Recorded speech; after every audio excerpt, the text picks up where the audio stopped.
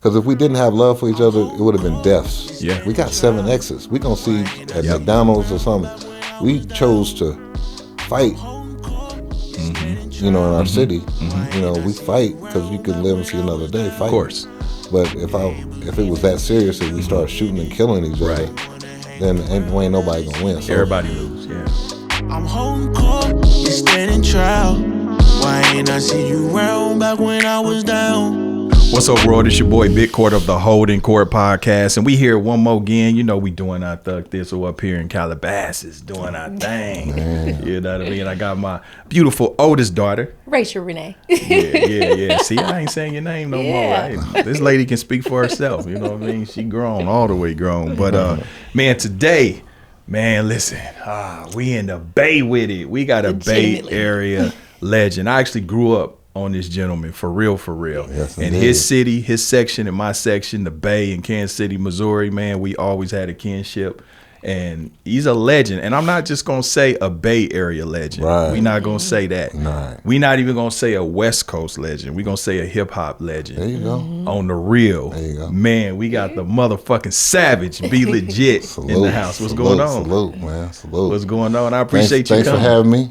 Yeah. You know, let me see. This is probably my first time in Calabasas. I passed by it, but I don't never stop. But Yeah. Good look on that. Yeah, you looking good, OG. I see you got the buffs on. You know. Yeah, man. I'm hanging. You know. Yeah, I'm hanging. Yeah. That's what it is. Okay. Yeah. So we was talking before the camera came on, right? Yeah. You remember your first time going to Kansas City? I definitely do. When was that? 1991. Okay.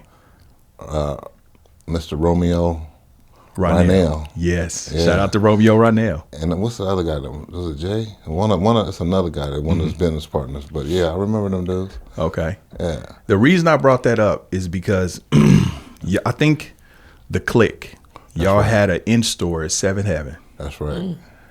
I was a young kid. Right. I was in 91, I was, what was I? I was 15. 14. 14. Yeah. I just so happened to be at 7th Heaven. Yeah. Y'all was up there. Yeah. I met you. That's right. I was a young, skinny dude. And I remember y'all being some big ass niggas. We was the biggest. Y'all was big as hell. And I We was remember biggest. thinking like, damn, these niggas is big as hell. But I remember meeting you, and I was a young dude, skinny. You wouldn't recognize me. You know what I mean? Right. But I remember you being super pleasant. I was like, man, what's the name of y'all group? Because I wasn't up on it. Right. And you was like, yeah, they call us the Click, and woo. And you gave me a black and white glossy of the Click. Yeah, this was 91. I got that in my phone. Maybe I do. Yeah. A black and white. Yeah, man. You know, Kansas City, we locked in. Yeah. I like to tell people, you know, coming from the Bay Area, you know, at that given time in rap, of course, we didn't have the majors checking in. You know what I'm saying? So we'll get into that. But, you know, we was on our independent grind. And we didn't get recognized in our region first. Exactly. We got recognized in the South. Yep. In the Midwest. Yeah. From Louisiana, Kansas City, Indianapolis, and all through them areas right there. That's where they was owners at. That's and a fact. not to mention, you know, Northwest, Seattle, Portland, and stuff like that. But our first time getting out of that region and just going and making it happen was in Kansas City. Yeah, that's right. The reason why I never forget Kansas City, we got there, I think we got there on a Friday. But I think the show was on a Sunday. And there wasn't no liquor stores open on a Sunday. Yep, that's a fact. Man. Yeah, that's and that I Kansas was City like, shit. what? No liquor stores open. Yeah. So we had to go to what they called the bootlegger. Yeah. You know what I'm saying? So we went to the bootlegger and got some liquor. And that was just something that stuck in my head, like, because I'd never been to a place where the liquor stores wasn't open on Sundays back then. Yeah.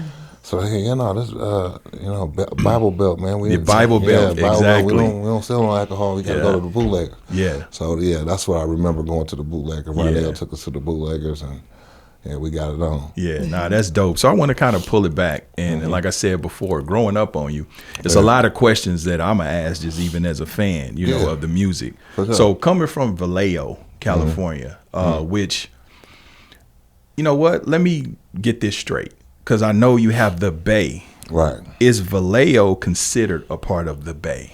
It definitely is. It's really, if you really want to know the truth about it, it's like, you know, we're surrounded by water. Vallejo had a military base called Mare Island. This is how the people from Louisiana, my parents, my mom from Oklahoma, my dad from Arkansas, this is how the people migrated out there for work. And, you know, my grandmother she did underwater welding. She did underwater welding on the ships, you know.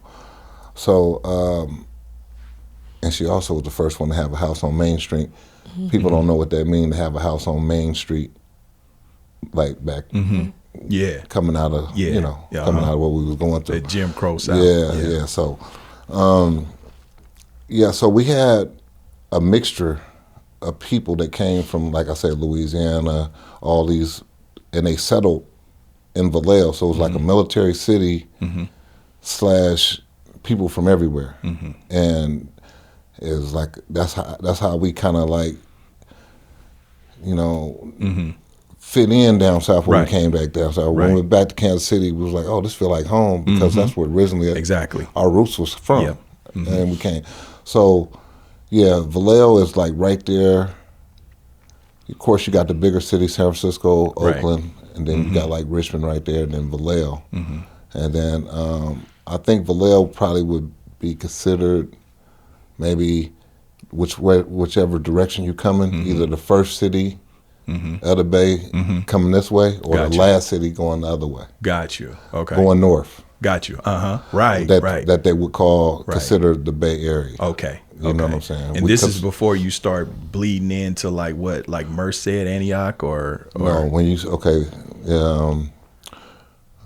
Fairfield, Vacaville, Sacramento. Okay. Sacramento, that's where Sebo and all them guys is from. Right. But that's not really considered. It's not considered the Bay. It's Northern California. Northern Cali, but it's not the Bay Bay. Area. There's no water, like that connects to the Bay. All the water connects to the Bay. You know, those sub cities and stuff. And then Antioch is would be considered probably super east. Okay. You know, it's got you.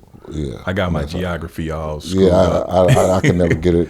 I was confusing Fairfield with Antioch. There you go. Yeah, and I only know that because of one of your raps. When you said, and really ain't nothing but a Fairfield nigga. So I was like, okay, it's something with that. It's called East Bay, you know, Antioch, kind of like Concord. Concord. That's the 209, right? 925. 925. 209. That's Pleasanton. 209 is Stockton. Pleasanton is 925 too. Okay, right. Yeah, that's considered, you know. Yeah. That's all a nice area. Yeah, for sure. Okay.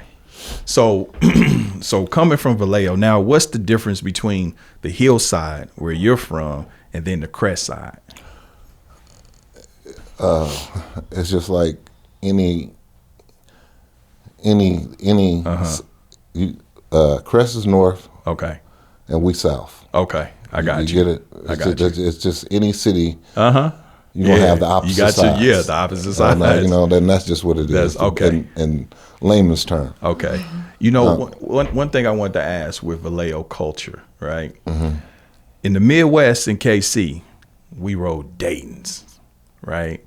Y'all rode Zeniths. Man, y'all rolling. So I'm saying, now, mainly we rode Daytons. Yeah. But what's the difference? Like, you know what I'm saying? Daytons come from here. I tell you, I don't know.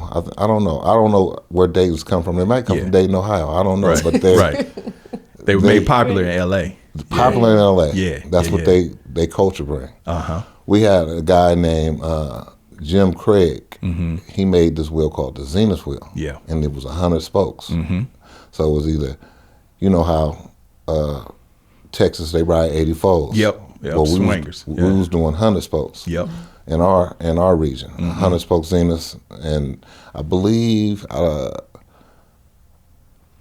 Dayton may have 150 spokes. I think they do, like some new shit. Yeah. In the 90s, no. Because it was 72 spoke, which was kind of like a 3-lace pattern. Yeah. And then it went to the 100 spoke that it wasn't no spaces. Yeah, The exactly. 150 shit, I think that came with the bigger wheel. With the bigger wheel, for sure. Yeah. But yeah, no, that's just what it was. And they were similar, but you could tell they different. Zenith is really like to the heart of Bay Area. Yeah. Born and raised. First time I heard it. Yeah. Because y'all would say zines. And I was like, zines? Yeah. Like, what the hell is that? Like, we rode Dayton's, you know what I mean? But Zenith, I believe, was a little more expensive, too. At that time. We're Maybe talking so. about the 90s. Yeah, they Maybe were a little so. more expensive. Maybe so. Because ours go up when the gold go up. Because they really put that real gold on there. You know? Oh, and okay. Yeah, when the mix, Okay. So you have like what we call them Chinese Daytons. Yeah, okay. You the know, knockoffs. Yeah, the knockoffs that Was fade. them like the roasters and shit like that, Yeah, the McLeans, that McLean, bullshit. yeah, they fade. We used to clown niggas with McLeans and roasters. I ain't Your gonna lie, gold bro. be orange. You know what I'm saying? It's not really gold. It's orange. Yeah. And it just ain't it. You know what I'm saying? You got to look the part. you Yeah, know that's what I'm right. saying? That's right. all. Yeah. Let's talk about the music scene back then, because y'all already had groups like, I think, Confunctions from there, right? Right. Y'all had- Confunction. We had we definitely had Confunction. It was before them. It was Sly and the Family Right, Stone. Sly and the Family Stone, exactly. Yeah, it's another girl group that came up out of there too. I can't think of their names right now, but it was always a music talent show city. Remember, I tell you, everybody come from everywhere and migrated there. Yeah. And then we was the kids of those people that came there. So, you knew about the Ohio player. You knew about everything. You know what I'm saying? It was just a music talent show. Everybody like music. So, me and 40, we played the drums, so we kind of knew about music and artists that wasn't, your familiar artists for black people. Right. Like Maynard Ferguson that played the, you know what I'm saying, different type of genres different of music. genres. Yeah. So, but in Vallejo music scene, it was always that, we had, it was always talent shows and groups that performed.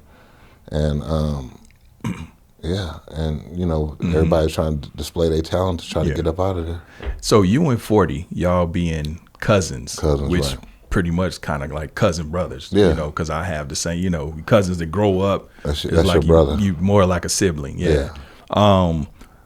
Just real quick, what was a young E-40 like? Was he the same person that he is, like charismatic and creative? He definitely was a character. Okay. Like he character, like full-time character. Okay. You know what I'm saying? But he had some different type of talents. Like any house that he lived in as a kid, he would like draw on the wall. His dad drew. His dad's a pretty good artist too.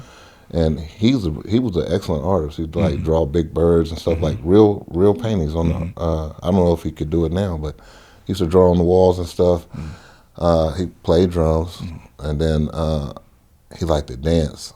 He was skinny. Okay. 40 was skinny. He was skinny. Yeah. Like 16, 15. So yeah, breakdancing? Like breakdancing with the ball. Yeah. Roboting, cutting up, all that. Yeah. So yeah, he did all that. But always wanted to be different in his way. You know what I'm saying? Making up words, playing little games he done made up. Like, oh wow, okay. Yeah, little games, like not like a real game. Like if he catch you nodding off or something, he come hit you in your mouth and say mouthy. It's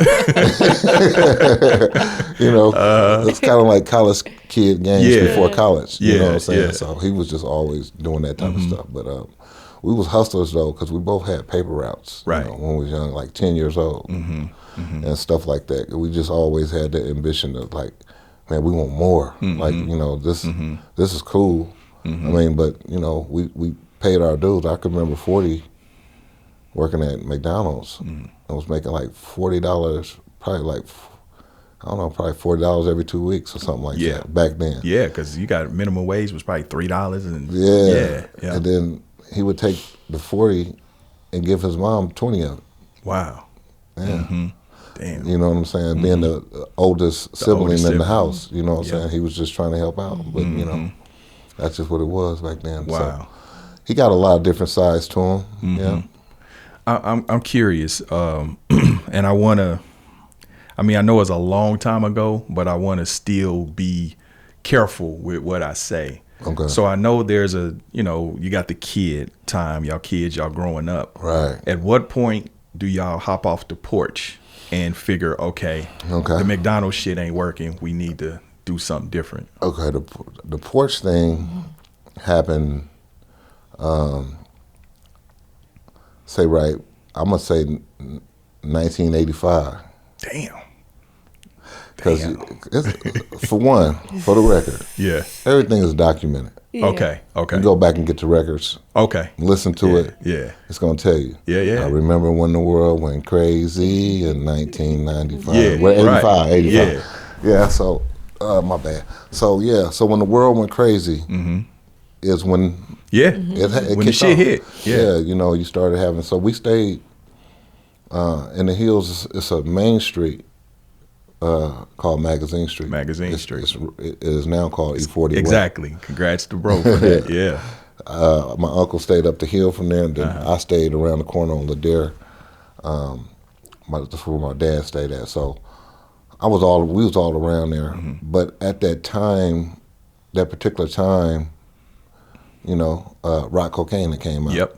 And before rock cocaine, people were just smoking weed. So people started standing outside. You know, we was going to school, but we seen people standing outside like, what they doing? Like, they was out there standing outside in the car, pull over, go up the hill, come back. I'm like, what is they doing out there? You know what I'm saying? So I say to say, when we was on the porch looking at the street, we seen the action going on. Yeah. Well, we wasn't part of it at the time. We actually had a job. We was cooks. That's another thing when you see 40 cooking. I had got a job at the Commandant's Residence. This is a restaurant in Benicia. Started off as a dishwasher. Oh, wow. But they were shorthand. And, you know, in any business, when you shorthand, you become the dishwasher, the waiter, the cook. So I made my way up to the cook, and I was like, well, y'all shorthand, let me go get my people. And I brought 40 and D-Shot and a couple of other cousins, a few more cousins. We all was working there, tearing them up too. We eating them out of house and home. But you know, we got up in there, man, and we seen that. So we was getting checks, but I don't know what was going on with the restaurant at the time. You had to be either the first one at the bank when you got your check, when they put the payroll in, or you had to go find all these different cash, check cashing places because check was gonna bounce. Damn. Oh my God. Okay. They like the money in your check. Yeah. So this was the type of business that we was in. You know what I'm saying? It's like, okay, so we bounce checks all the way up and down, all up and down the highway. That's crazy. But you know, all that was part of the thing was, you know, I think it was 40. 40 took his check, and he went and he bought some weed from my boss, from our boss, Lewis. He bought him some weed, and he came home and he put it together, and he stood out there like he knew what he was doing. So he just emulated what he saw. On the job training. On the job training. But you know, we did have cousins in Oakland that was faster than us, that did it and was doing all other stuff. Yeah, more advanced. More advanced. But you know, that's when it got started. Okay. And after that, it led into other things. But right when it was getting started, 1985, he graduated. I graduated in 86. When I graduated in 86, summer 86, I'm like, I'm headed to Grambling. Right. That's where I was going. He was I was getting to that, He's like, you ain't leaving me. He's like, you ain't about to leave me. I'm like, oh, well, what's up? And so he got on the phone and made some calls and got it, and we left. Now, we only stayed in Grambling for a year. But, man, the connections and what we did and what we did in that year was... When you say connections, you mean street-wise or music-wise? Music-wise, just you know, there's two things that happens when you go to college or you go to penitentiary. You meet people from the other side of the world and what they doing and how they dress and how they act. And You broaden your network. You broaden your network. Yeah. So when we started broadening our network, I mean, you know, we was some Cali boys going to Grambling, but we was fresh. We was real fresh. And some dudes, you know, during this time, this is 85, this is 86, New York was supposed to be the leading in you know, clothing and stuff like that. But we used to have like Adidas and stuff like that. So some of the people, a lot of people admired us. And I had a 82 Mustang with 212s in the back. Okay. So we used to just park in front of the student union and the cafeteria, take the sunroof off, and slap "Throw That Dick." Okay. You remember that song? Man, Who did that? Throw That Dick. Man, I don't know, but I think this is about back when UTFO. Okay, I remember UTFO. Yeah, it was jamming, but we was jamming. This Okay. is 80s. Yeah, this is a long time ago. But people had never, you know, I guess they didn't. They probably seen it, but they didn't really see it like that. You know, it just started. So everybody just gathered around the car, started dancing on the car, jumping on the car, and we just, you know, met a lot of people. Met some people from Philly, met some people from, and we just became tight. We had a little clique network of freshmen that, and we had some people that was already there too. But we became tight on campus and kind of known. And then we had a friend that we met named Waldo Bensworth. He was a rapper, but he was from Oakland. So the past time, you know, he rapping, we started rapping too. And we came up with the alma mater rap for Grambling State University. Okay. We did it off of Knowledge Me, Oh Me. This is when you got 2 cassette. Oh yeah. Double cassette. You push record. Yeah. And you rap. And you rap. And you can't mess up. And everybody got to be quiet. Everybody got to be quiet. Yeah, we did the same thing. Man, that was crazy. So we did that. Yeah. Talked about the school, college. Yeah. Went to the Spring Talent Show, and we became celebrities overnight. Did the song in the Spring Talent Show, Celebrity Overnight. Now, that came along with that, you know, going to Grambling too, we met some people, and the people that didn't like us, you know, this is what it is. We got into a couple of fights at school, but those fights locked us in like this. I'd never been to a place like, you know, getting in a fight with some dudes, and maybe they got the best of us. They had us outnumbered. They were from New Orleans. It was only 4 of us at the time. But not to where they did nothing. They just couldn't. They appreciated that we wasn't no punks. Exactly. You know what I'm saying? That's how it was back in the day. As long as you fought, you got respect. They actually shook our hands and, hey man, we want you to come to New Orleans for the that's a fact. That's how it used to be back in the day. That's how it used to be, real talk. Yeah, seriously though. Like, and I was like, wow, this is crazy. Yeah. Because you know, if this had been in California, the next phase was way different from this. Exactly. Y'all taught me something though, you know what I'm saying? So Jubilee. Is it Jubilee? Yeah, he was one of the dudes that was out there. Okay. Yeah. He had some dance, was it percolator or percolator? Oh, time for the percolator. You talking about that? Percolate. Okay. Something like that. Okay. But this is after we left college. So after we left college, they went on and they did something, and we became who we became. Yeah. But you know, everything, life itself is a learning experience. Yeah. You know what I'm saying? So I learned a lot, not just for going to college, but, you know, just being out there with different walks of life. Yeah. That's the part I wanted to highlight, because a lot of times, you know, your music was kind of autobiographical. That's why I'm asking, because even as a fan back then, I was curious. Yeah. And y'all inspired a whole generation of hustlers, you know. Because I always say, you know, like, and I hate to say this, but like growing up without a father, you know, Too Short kind of taught me how to deal with women, and not from what people think, but from the confidence part of it. Right. And I always said that E-40 and the clique, they kept me out of jail because they told you, okay, hustle, but have a plan. Do these, don't do that, do this thing, right? So y'all kind of was hustlers with sense. But what I want to know is, because I come from the same thing. Right. Okay, and I can read between the lines. You're in Vallejo, you getting it. You doing what you're doing. You making some money. But at what point do you realize, or y'all say, you know what?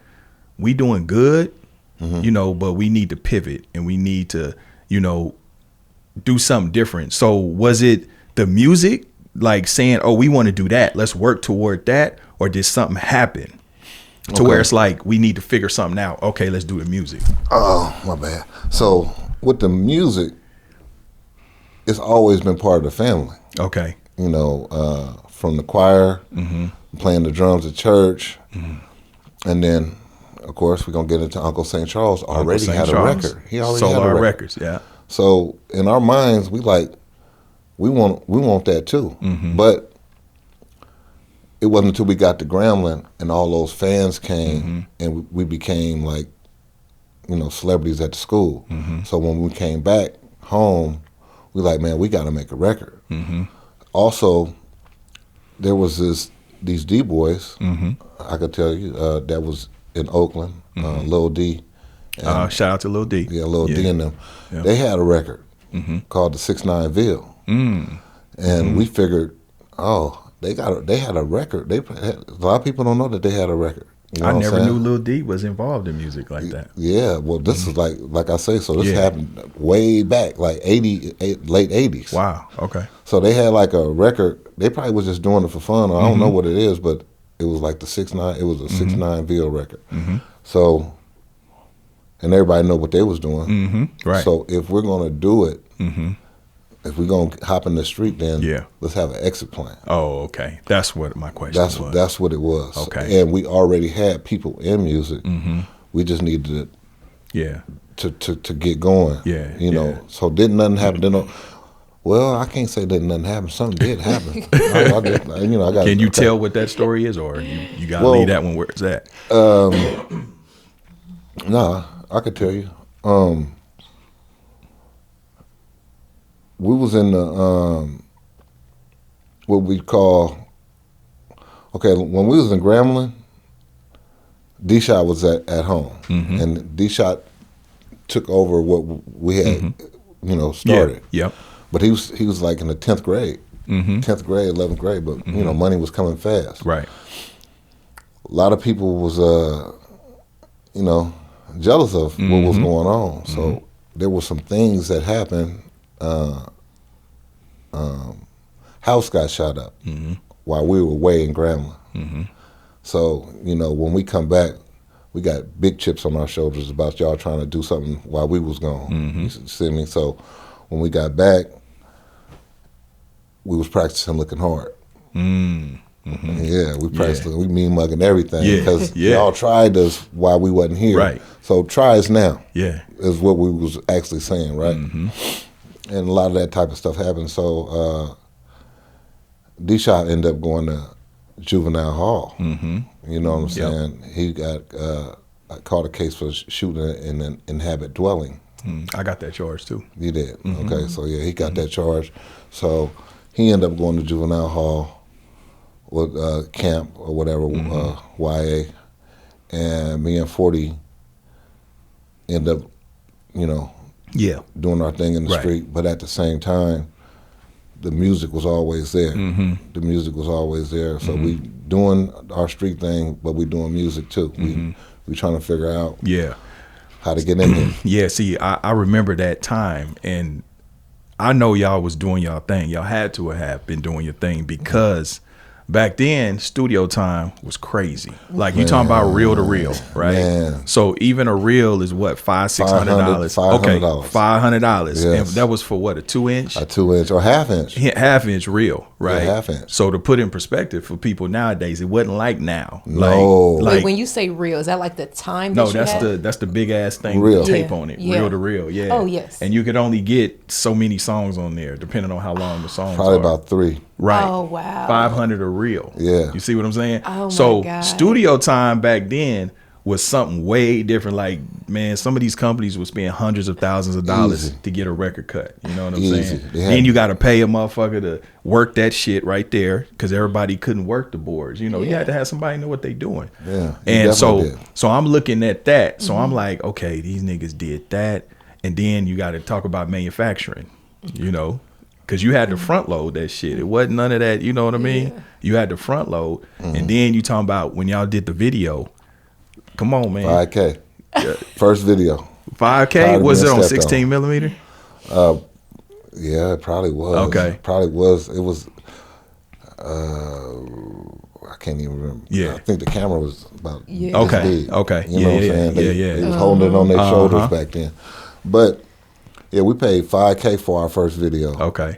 That was a lot of money. That was a lot of that, and that's what I was saying. If you go to the time, that was a lot of money. Yeah, the 5,000 was like 20. Probably 25,000 at today's money, for real. That's a fact. That just shows. That's a testament to how, you know, ahead of y'all time y'all was. You know, exactly. Especially with the independent shit. Because I'll be very honest. I mean, just from my experience, you know, y'all were the first ones that I saw rapper wise that was independent. Because everybody prior to that, it was trying to get a deal. Yeah. You know, you couldn't get one coming from certain areas. If you was from the South back then, forget about it. That's right. If you're from the Midwest, forget about it. You had to be from the East Coast. Yeah. Because the East Coast was running hip hop at that given time. That's a fact. Now, this is where all the companies was. All the you know, Jewish people. They had the companies based in New York. They didn't have nothing in L.A. And they didn't have nothing in the Bay Area. Right. So you would have to mimic a New York act. Yep. To get their attention. Yeah. Oh, you can't cuss. Right. You can't. Because you can't get radio play. Yeah, you can't get radio play. So, but one thing we did have is we had the Gavin conventions. I remember the Gavin. That was in Frisco, right? In Frisco. Yeah. You was able to put your music or do showcases and meet certain people and make your connections back then. That's one thing that we did have. But for the most part, they wasn't coming to sign up no barrier acts. Right. But remember, in our mind, we like, our uncle already made a record. All we need is the money to get this thing going. You know, to get a couple of things. And at that time, the first thing that we made, because we did have Confunction down there, and we ended up, that was one of our first producers. We seen MC Hammer down at Confunction Studio. Drop Porsches and all kind of cars. Yeah. And we passing by there like, man. So one day we just decided we're going to go knock on the door. Yeah. Felton Pilot answered, hey, how can I help y'all? We was like, man, we want to record a record. Yeah. And we went in there and started talking to him. He hooked us up with James Early. And that's when 40 ended up doing, he did a song called Thought I Could Trust a Girl with him. Thought I Could Trust a Girl was kind of like LL Cool J's I Need Love. Yeah. It was just that time and era. That's what it was. Yeah. Because you got to remember, when you're trying to make it, you're trying to mimic something that already has made. That's right. Yeah. You know what I'm saying? Yep. And it was also very new. Like, rap was still. It was new. And they was, like I said, they was giving us rules. Like, you can't cuss. You got to do this. You got to do this. And so we tried to do that. And also, our first record was actually a record. Yeah. 12-inch. MVP, a 12-inch maxi single. Yeah. It was a record. Yeah. So, man, it was crazy because it's like we took our records to the liquor store. Yeah. Damn, actual big-ass records. Yeah, big records. And put them up there on consignment at liquor stores all around Vallejo and all that type of stuff. And it was a big thing. Yeah. It was a big deal just to have a record. Yeah, it was. It really was, yeah. And we was called MVP. We was called MVP. We was Intellectual Drifters in Grambling. Okay. And then when we came back and got the family, me, 40, Suga, and D-Shot, we became MVP. Most valuable players. And then that was a clean version of us.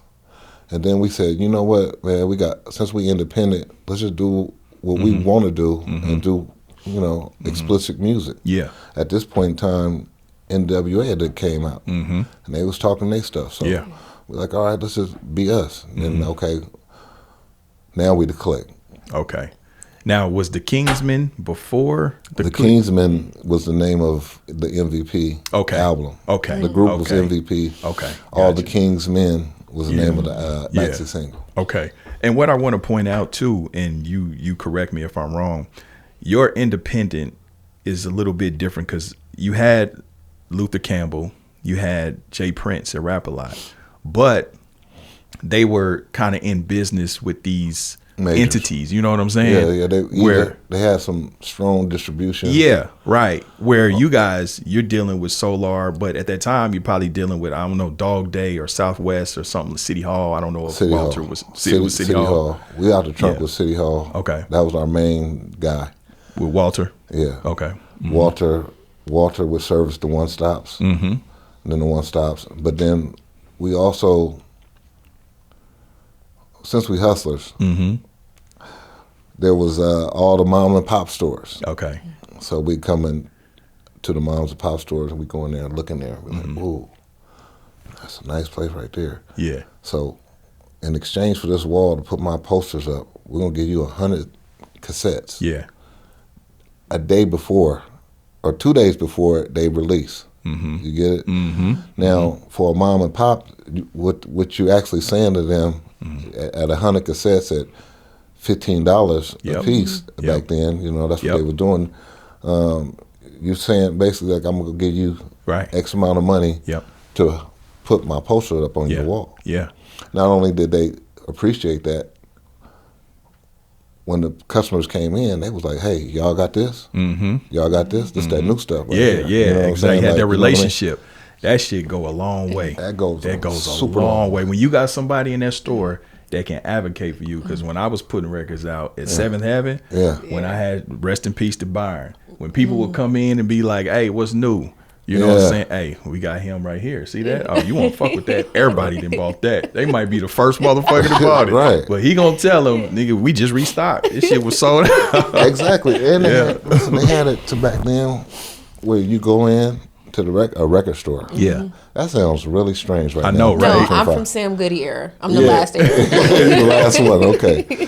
So you go in and they say, it'll have a, like your CDs, what's number one, what's number two, what's number three, what's number, you know, it have like the top 10 right there. So you'd be like, oh, okay, I got this one, I got that one, I need this one. But anyway, that was pricing and positioning before pricing and positioning. That's a fact. Because they started charging for that shit. Yes. Later on, the listening station, the end caps. So y'all was ahead of y'all game with that. It was ahead of the game with it. Because we was, like I said, Seventh Heaven, same thing. You know, we finna send y'all some posters, some CDs and stuff. Like we gave before we asked. Oh, wow. We came in, we just here. And then we'll say, okay, if you can do something. And then it got to the point where like, hey, we need y'all to come down here. You know what I'm saying? Because y'all records are selling off the charts. Like, oh, no problem, let's get down there. But I like that. We gave before we asked. That's gave before we asked. We're here, you know.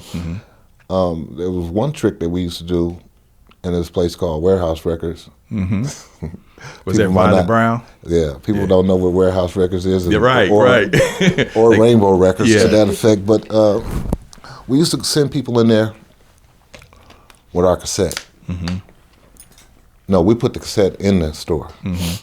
Like you go into the thing and it's being the cassette, and we send somebody in there, and they go get it, and they walk it up to the counter, and then they'll try to ring it up, and they're like, "This is not in our system." You know, like, what is this? Yeah, you know, it's the click. Like, what you mean? Well, you want to give it to me for free? I'm like, hold on, well, I can't sell this to you because it's not my system. So that sparked them to call the one stop. It's like, hey, who was it? I got a Click album. Did you guys actually put this in there? But people are calling for it. Can you give us some more? You know what I'm saying? So it was different tactics. Man, y'all had all kind of games. Right. Yeah, straight up, man. Like, you know. Was that something that y'all learned trial and error, or something that Uncle St. Charles taught you? No, it was trial and error. Okay. It was more about, you know, we would huddle up. And figure out ways of how we're going to get in this store, how we're going to get in this place, how we're going to get over here.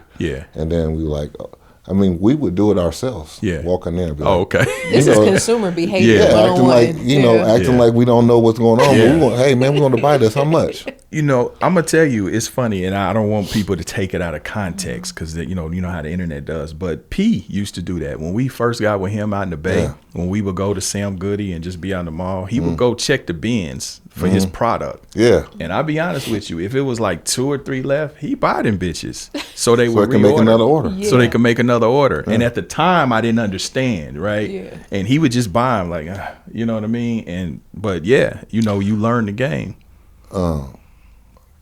Yeah, so it was only a few people who had that kind of drive. Mm-hmm. You know what I'm saying? Like, you know, the industry was based upon, hey, we got to get a deal. We got to get signed to a major. That's a fact. That's a fact. If you couldn't get signed to a major, it was over. It was over. That was it. Yeah. No, I wonder why nobody thought about that. But I know y'all had St. Charles as a reference point. But I want to skip to the music real quick, right? Mm-hmm. So the Click, the first Down and Dirty, right? Okay. Now, a fan question I want to ask, whose Cut Dog was that on the cover?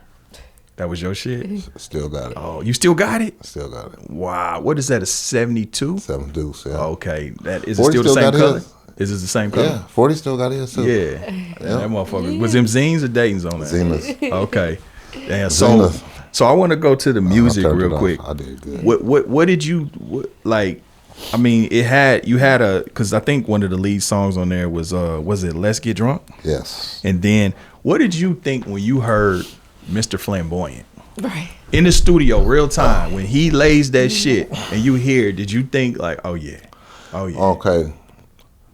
Mr. Flamboyant. Okay, so Mr. Flamboyant came around the same time as Let's Get Drunk. Mm-hmm. And you got to remember, me and 40 in our earlier music, we did it. Okay. We didn't do it. We didn't have a producer do it. We just come in and play like you run the studio. Yeah. And you know how to play keys. Right. Okay, play this. Dun-na, dun-na, dun-na, dun-na. Yeah. And we planned it, and then he put it down and all that type of stuff. So we coordinated Let's Get Drunk and those beats and those first days. Now, when I heard Mr. Flamboyant, I was kind of used to hearing that kind of talk because of Calvin T and Magic Mike. Right. Out of Richmond. Right. Yeah, they rapped it kind of fast. Not all the way fast like he did, but, you know, it's just a bunch of game going on, you know, in the slang and the lingo. And that's what Mr. Flamboyant was kind of like. Birthed from. Yeah, it was birthed from that. Got you. But there was actually people who were getting street money at that time that was really Mr. Flamboyant. Really gold around his house, gold around his pet, you know. You know, acting like a nigga they ain't never had shit. That's just what it is. That's what it was in the beginning. A lot of things that you've seen is because we were so used to not having things as a people. Once we got the money, we showed our ass. Of course. Did so was Down and Dirty kind of your, like, y'all understood the success of that explode, like, okay, we own to something, like when you knew that, okay, we really got something here? Before Down and Dirty, it was List Side. Okay. List Side is when I took my Zenith. We took a picture of my Zenith and put some $100 bills around it, and we made it a 4-song. Oh yeah, it was just the Vogue and the Zenith. Yeah. Oh, I remember that. It's called Left Side. Yeah. That would probably be like the maxi single to Down and Dirty. I got you. You see what I'm saying? So when we did that and put the money around it, visually, you knew where we were coming from. You know, okay, they coming from the gang. Yeah, you that's know a fact. Prior to that, and then Mr. Flamboyant was just 40, you know, doing that. But Mr. Flamboyant and Left Side was around the same time. Okay. And we were getting a lot of traction off of that. I couldn't even tell you what places we was visiting, but we was getting a lot of traction off of that. Yeah. Then we went back and did the whole Down and Dirty. with street life and all that other stuff. So I'm gonna say this because I've said it on Facebook. I made a post maybe about 2 or 3 years ago, right? And you know, the people, they'll call me Cap if they, you know. Yeah. I literally made a post. I said, you know how they make them posts? Real maturity is realized and such and such. And I made a post and I said, real maturity is realizing that Be Legit was always as dope as E-40.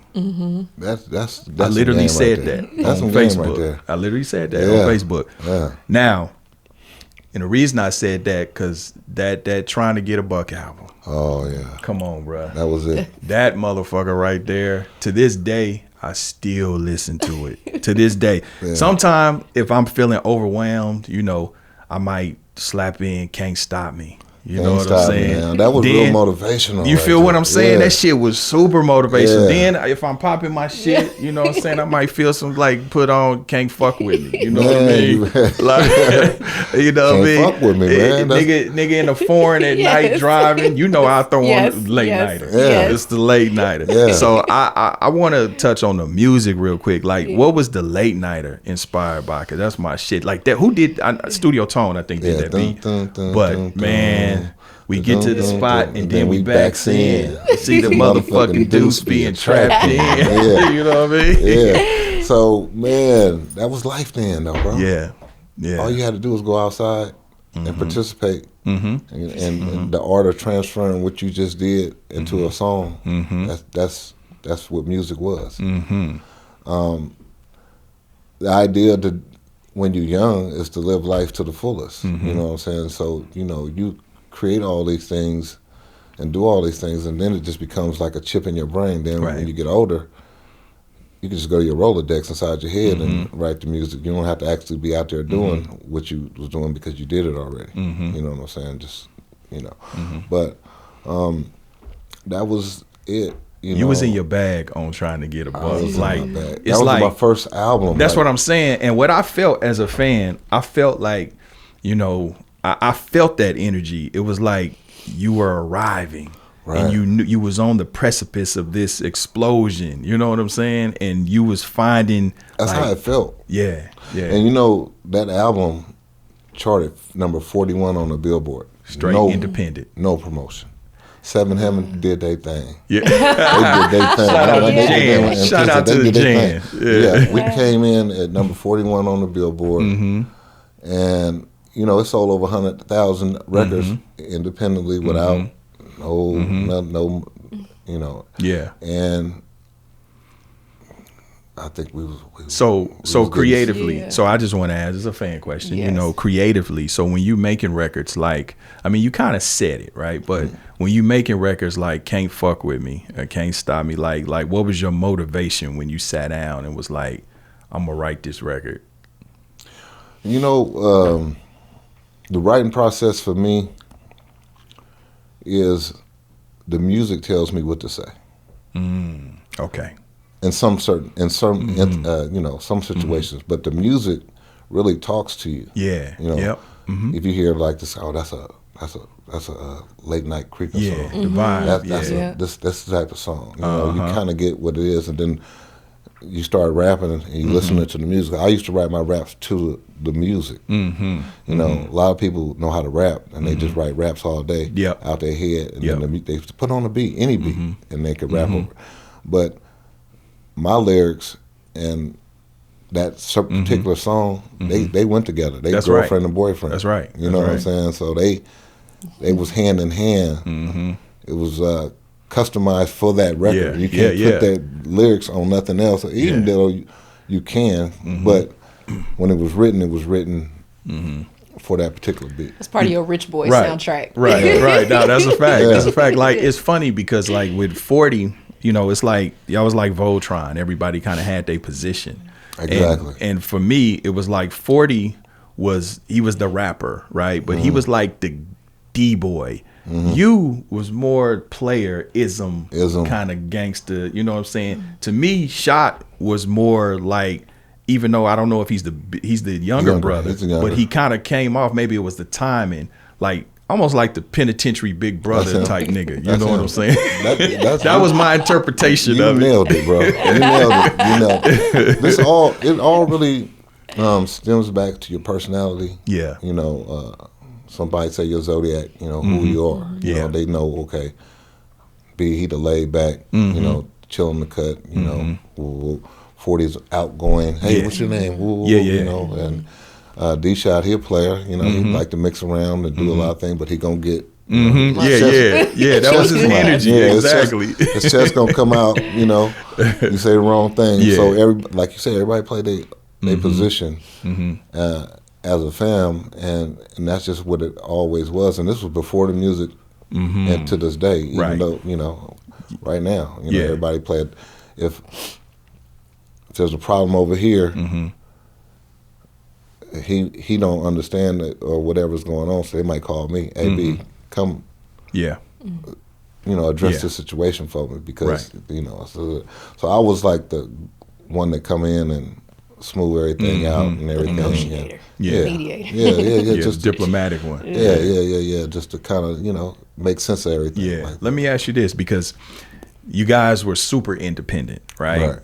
Completely autonomous, but then y'all decide to do the thing with Jive.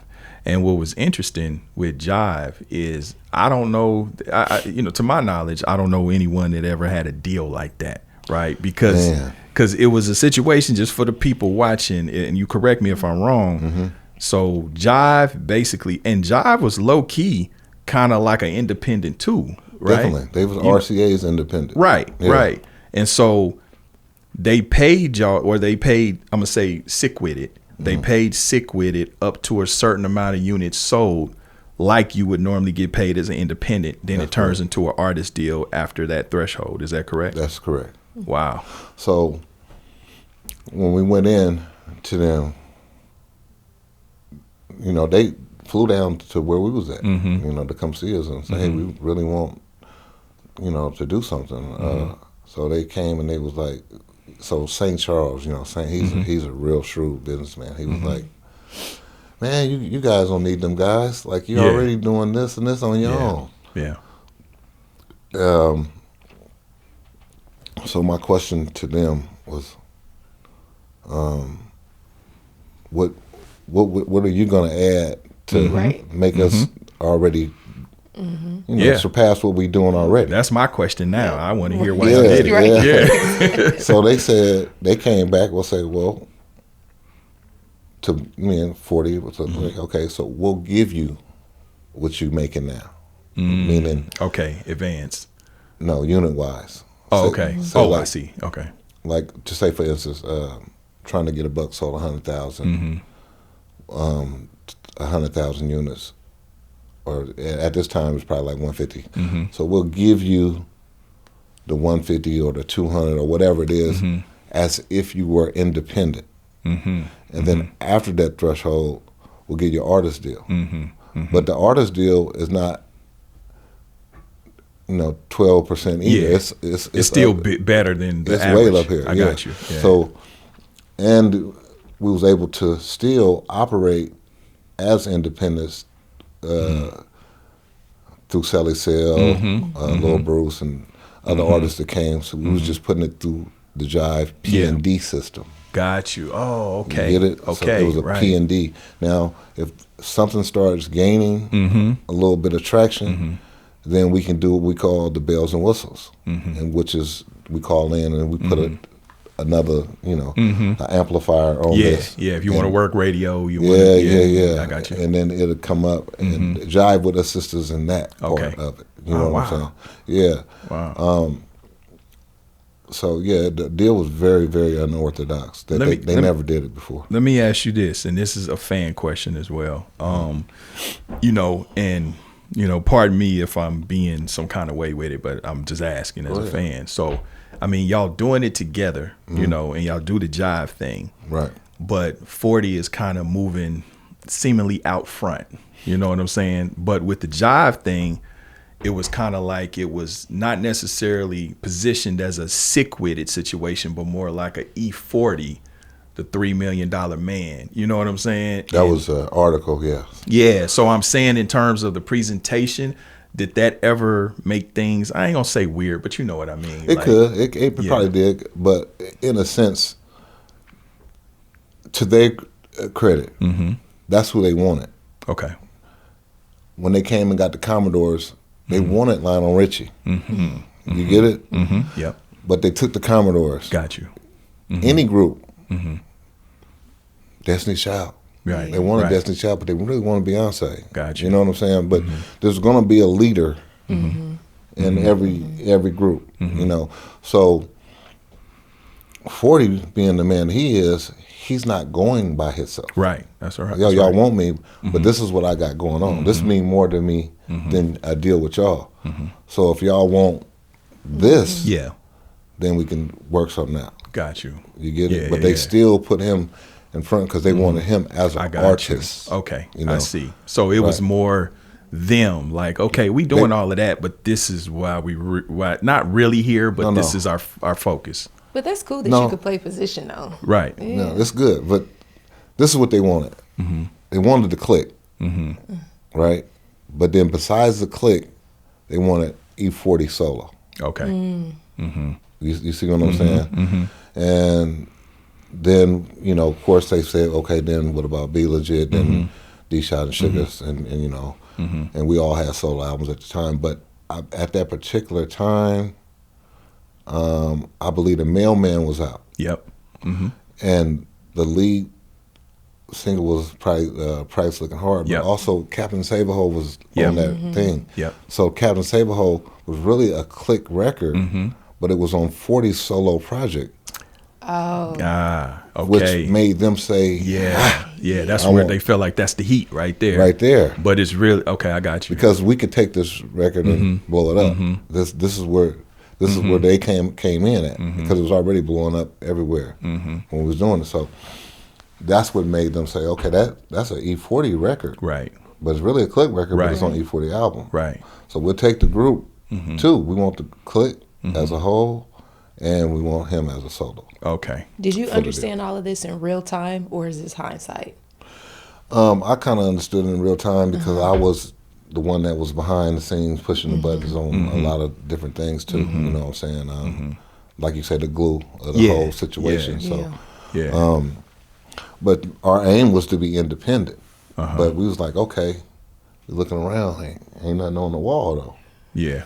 Ain't nothing on the wall. Ain't no gold, ain't no wood. Ain't nothing on the wall. So in order for us to broaden the portfolio, we're gonna use y'all muscle to get these gold and these platinum. And our first album that we put out on Jive was Game Related. And, with Sprinkle Me? No. Game Related had Hurricane, right. Yeah, Game Related had it had Hurricane and there's a lot of songs. Wolf Tickets. Yeah, Wolf Tickets. Yeah. Be About Your Paper. Be About Your Paper. Yeah. All those songs.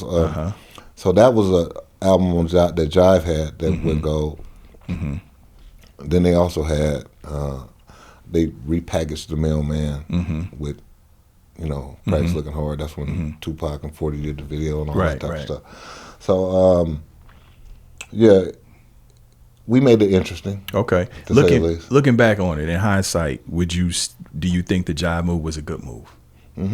Okay. Because everything is about timing. If you don't get in that door before they close it, you won't get in. Right. You know what I'm saying? And certain names at the end of your record thing like made it look different. Priority Stamp. Yeah. Jive Stamp. Yeah. Capitol Records. This is all the East Coast, rest of the world know is that. They really don't know independent. They just know this. You got to be tied to some of these people. Yeah. You know, they going to walk you through, get you the movies. And so that's what the whole hype was. Placements and all of that, Yeah, the whole hype was with Jive is, we about to, one of their selling points, you know, we're going to get you movie placements. Movie soundtracks. Oh, they was big on that. So one of my movie placements for, I wouldn't have been able to do Ghetto Smile. Yeah, Ghetto Smile. You beat me to it. Yeah, I did beat you to it. I wouldn't have been able to do Ghetto Smile. I wouldn't have had Daryl Hall. Yeah. As you know, a collab on this Talk about that record. That's one of my favorite records. How did that come about with Daryl Hall? That's another record. So I wrote that record in Seattle, man. I had this dude named Sam and Wine Time. Both of them, rest in peace, man. Golly, time flies. But it was raining in Seattle because it rains in Seattle. I was in the basement and I was looking out the window, and it just came over me about this song. You know, I got real emotional. You know, just thinking about this record. Yeah. You know, thinking about my childhood. If you live in Seattle, make sure you come to California and get you some sunshine, because that's depression. That's what they say. That's what I was finna say. They say that about Seattle. But I needed that depression. It brought that that record out. That record, yeah. Okay, so I did the record. Kevin Gardner did singing on it. In the ghetto, there's a smell. So we sent it to Jive. Jive was like, oh, Laurel Dan, she was there. She said, I really like this record. She said, wouldn't it be something if we can get Daryl Hall to actually get on it? And then she said, let me call you back. Yeah. And she made a couple calls. Yeah. She made it happen. And she was like really happy. She said that when they when they talked to him, he said he had a big box of cassettes that people send him all the time, wanted to do some of the songs over. Yeah. He said, but it was something about this one that made him say, I'll do that one. I like that record. I'm going to do that one over. So they was like, cool. And then they was like, and he's only taking 33% of the record. Oh, wow. He could have took 100%. And he was gracious with it. Wow. He could have took 100%. I ain't gonna lie, I was shocked. I was shocked even then to see him do it, because you know he's from a different. Icon. He's an icon, and they really, some of them icons don't really rock with rap like that, you know. But he did the video. He did the video. Dude, I flew into his house in Connecticut. Right. I go to his house, go to the studio. The dude get high off a bottled Coca-Cola. Got to be in the bottle. Yeah. This tall. Yeah. That's his fix. Okay. Yeah. Coca-Cola in a bottle. Can't be in a can. Can't be in the plastic. Yeah. I was like, man, why you got all these bottles? He's like, that's the only way he drinks it. And that's his high. That's his fix. Wow. Coca-Cola in a bottle. So what is that studio session like? Because you could tell. Like, sometimes you can tell when artists just do records and it's just a check, right? But you could tell he wanted to do it. Like, he loved what he was doing. He put his little funk on it. What's up, world? It's your boy Big Court of the Holdin Court Podcast, and holiday basketball has arrived. And when stars like Kobe White, Jalen Williams, and Tyler Hero take over, DraftKings Sportsbook, an official sports betting partner of the NBA, is where you want to be. Now, to me, Jalen Williams reminds me of an old school Scottie Pippen, and Tyler Hero, he might be the modern day white chocolate. What y'all think? But listen, don't forget, DraftKings has your back with early exit. If your player goes down in the first half, you still get paid in cash. Download the DraftKings Sportsbook app and use the code BIGCOURT. That's code BIGCOURT, BIGCOURT. New customers can bet $5 and get $200 in bonus bets if your bet wins. In partnership with DraftKings, the crown is yours.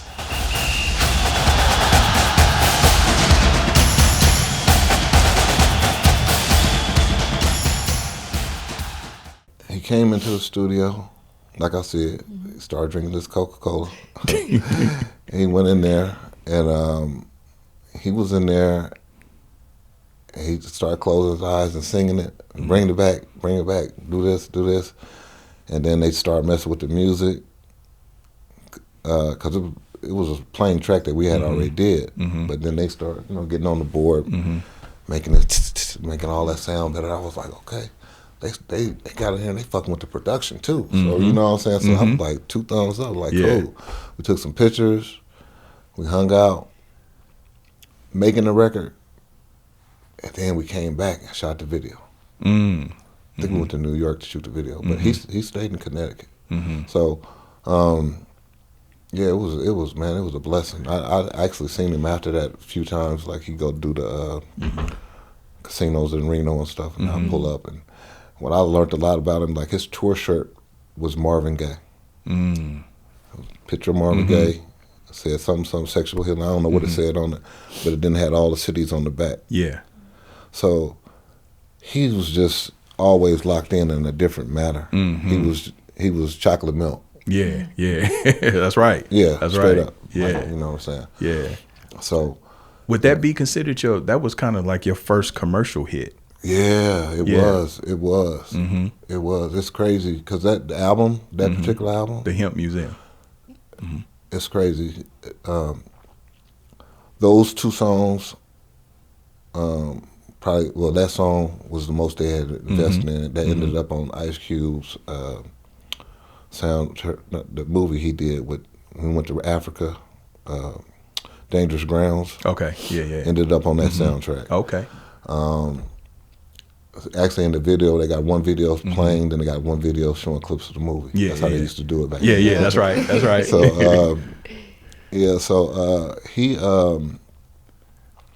he did that, and I just felt like that was something the record company invested in, so that had to be out there. And then their other thought, what should be the single, was called "Check It Out," featuring Corrupt. You know, they was hot doing their thing, and then 40, of course.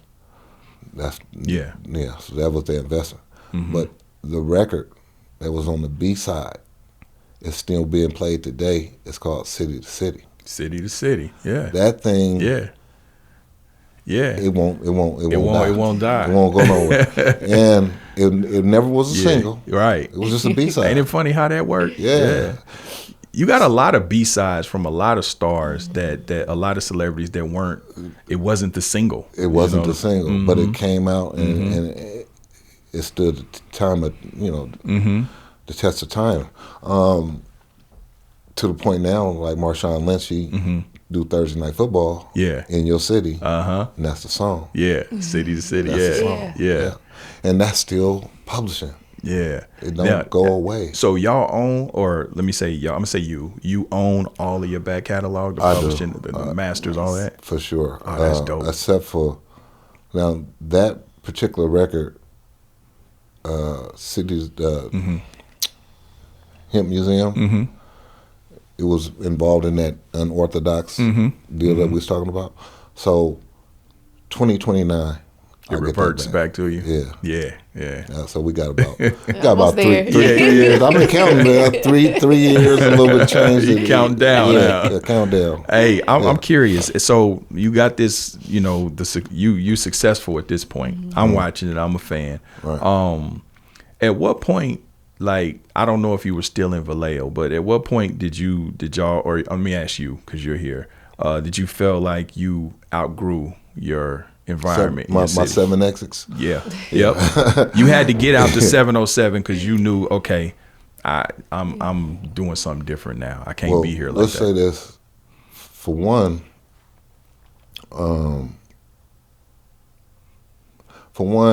it's a small place. We didn't get. Remember, I told you we didn't get recognized in our own section like that. We got owned somewhere else first. Which, that can cause a little bit of whatever, you know what I'm saying? Then you got this old city stuff that you do when you're young, this side against this side, that side against that side, and all that type of stuff. So it's like we have this thing where we say, don't let them trick you off the streets. Right. Don't let somebody that ain't about nothing say something to you and you do something to them or something, and they ain't got shit to lose. You done threw everything out the window. Yep. So we didn't actually leave Vallejo. We just kind of went to the suburbs around. Yeah. And just, we can get there like I got you. 10 minutes, you know what I'm saying? But we kind of started moving out towards, other places. Got you. And, they used to have this thing back then. Oh man, he don't even be in his own hood. Oh yeah, they still say that dumb shit. My mama owned that house. Yeah, I own a different house. Real shit. In the hills. Real shit. You feel me? In another place. Yeah, that's my mama in them neighborhood. That's a fact. I grew up there, But once I get out the house, you want me to go buy a house where I grew up at? That's crazy. Like, I it's don't the dumbest that. shit. I had somebody say the same thing, be like, man, that nigga be throwing up the foe. Man, we ain't even seen him over there. Like, I'm thinking to myself, like, like, nigga, if I was still there, that mean I made some poor decisions. Yes. Like, what the fuck? Like, right. I was born in 76. My people still own the house there from the 50s. Right. What are you talking about? So I was supposed to just move next to, like, you know. No, that's crazy. Like, who does that? Like, did you ever suffer from survivor's remorse? I not really. Not really. Feeling like, man, fuck them niggas. They ain't want to work. Fuck them. I work to get this shit. No, because it went like this in the beginning. All these people that was around me was part of the program. Mm-hmm. You know, you were doing something. Was you handing out flyers? Remember, I come from that era of sending records to the record pool, sending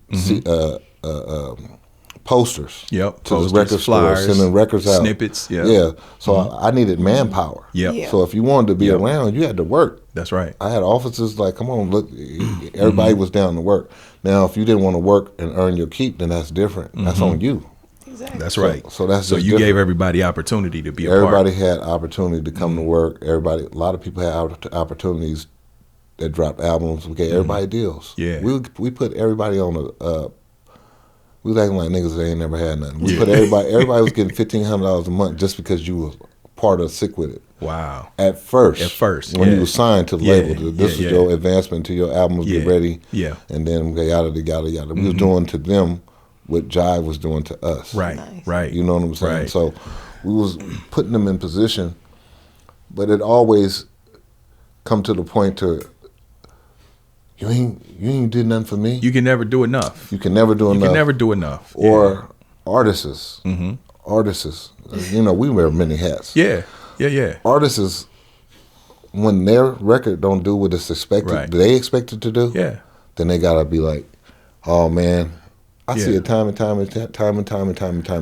You know the funny thing about that? Me and P we were talking about that. It's funny because like artists, they'll be mad. Most artists are mad at their record companies. Right. But it's funny how, like, if they're with like you said, like say Arista, right?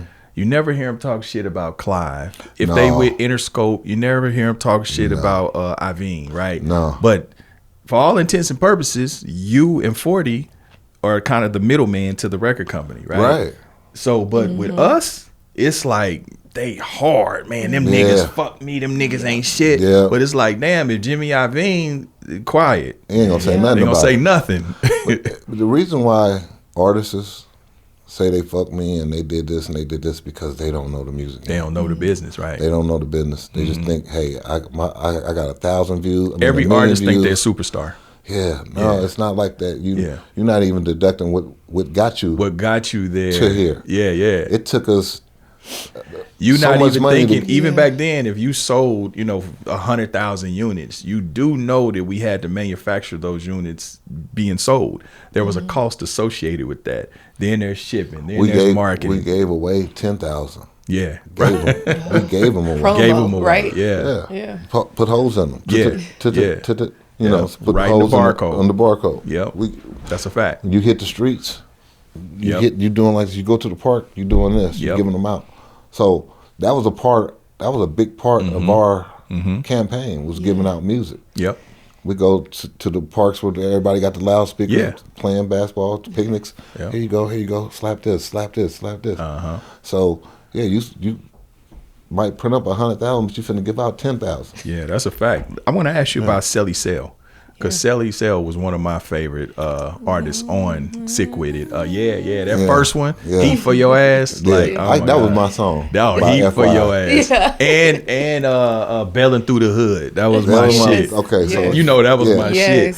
Where did y'all find Celly Cell?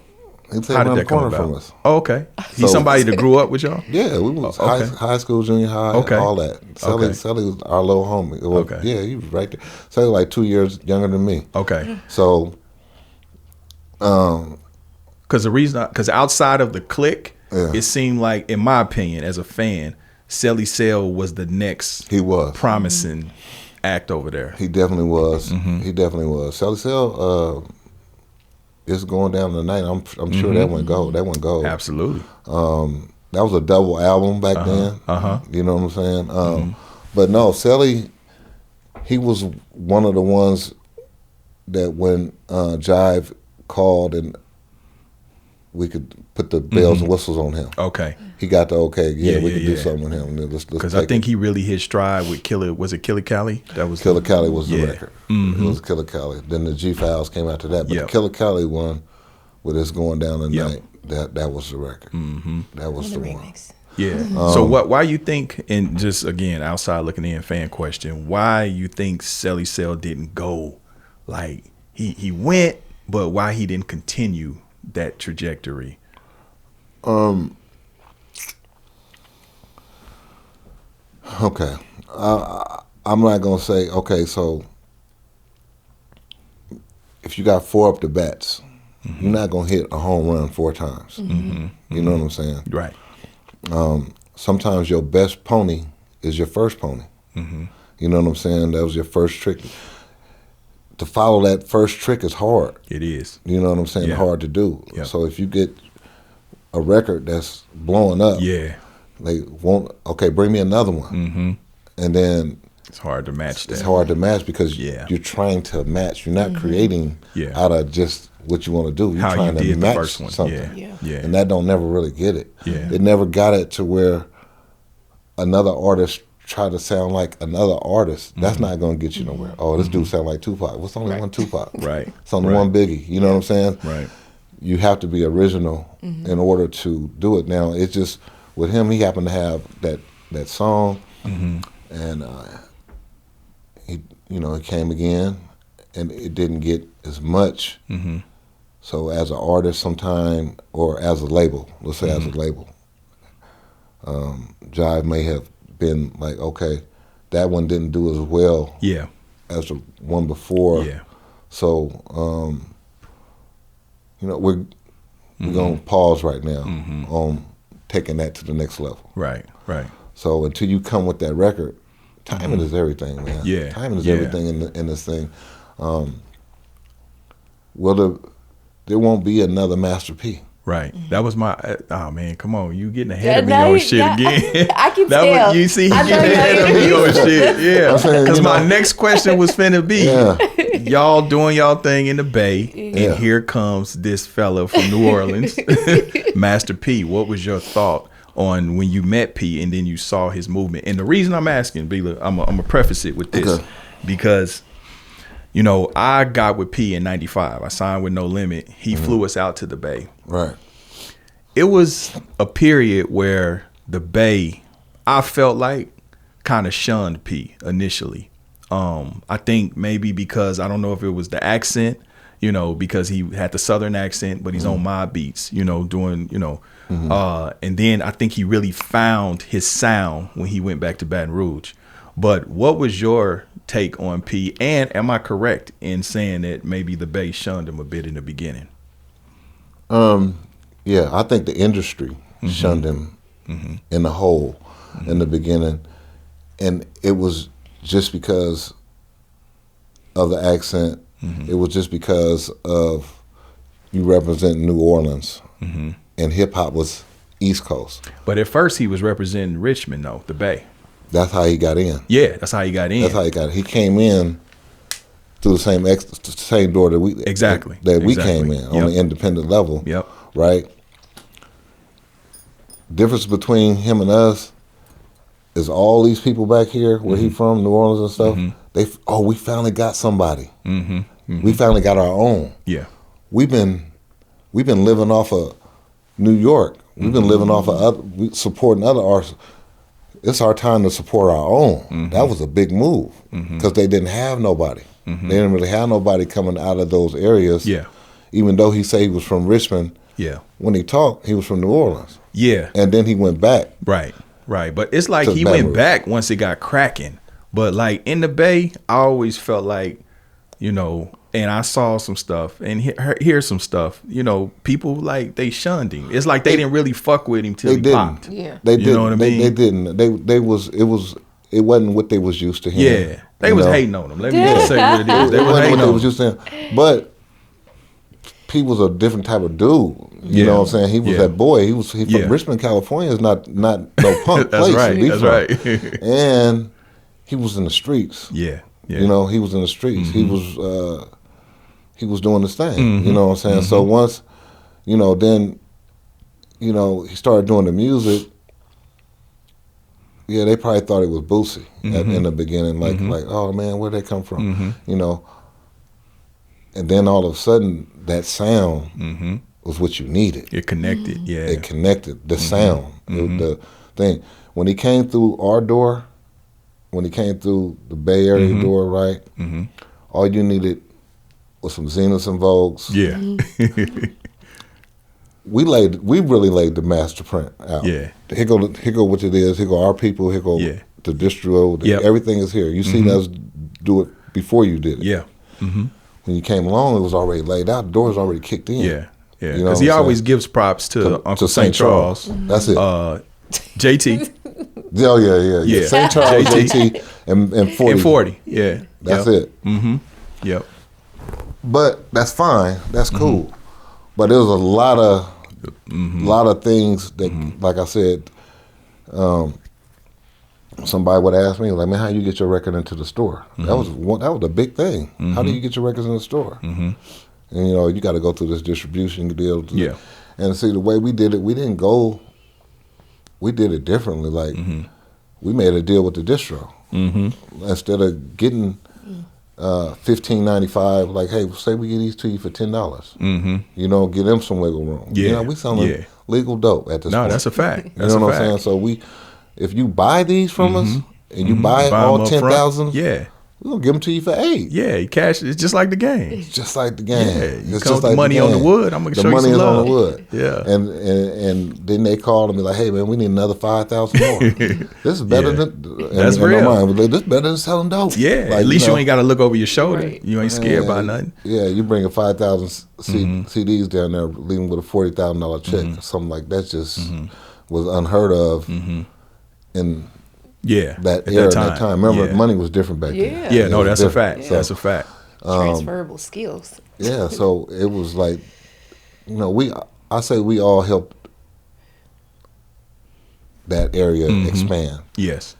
When it was time to say, well, who y'all got? Oh, we got Master P. Yeah. We got us. We got, you know what I'm saying? It's too short. You know what I'm saying? It made the region put its flag down. No, that's a fact. Because they wasn't letting people in the door. Yeah. They wasn't letting nobody in the door unless you had to be in a major. I mean, y'all, the Bay, y'all opened up. I'm going to say it was too short. The Click. He had independent too at one point. Yeah. In the early, girls, before, it was you. It was, I'm saying in terms of from our vantage point of the rest of the world. Right. In terms of shining the light on the Bay, it was the Click. It was too short. And I'm going to say early on, it was, I'm going to say Mac Dre.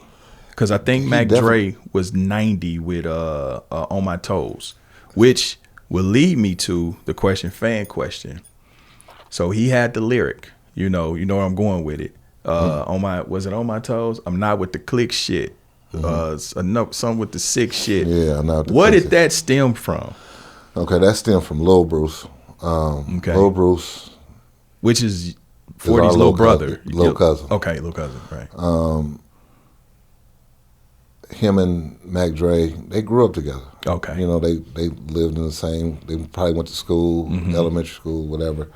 And you know how that go. So you kind of know that person, he know you, but now you play for this team and he play for this team. Yeah. So now y'all. Yeah.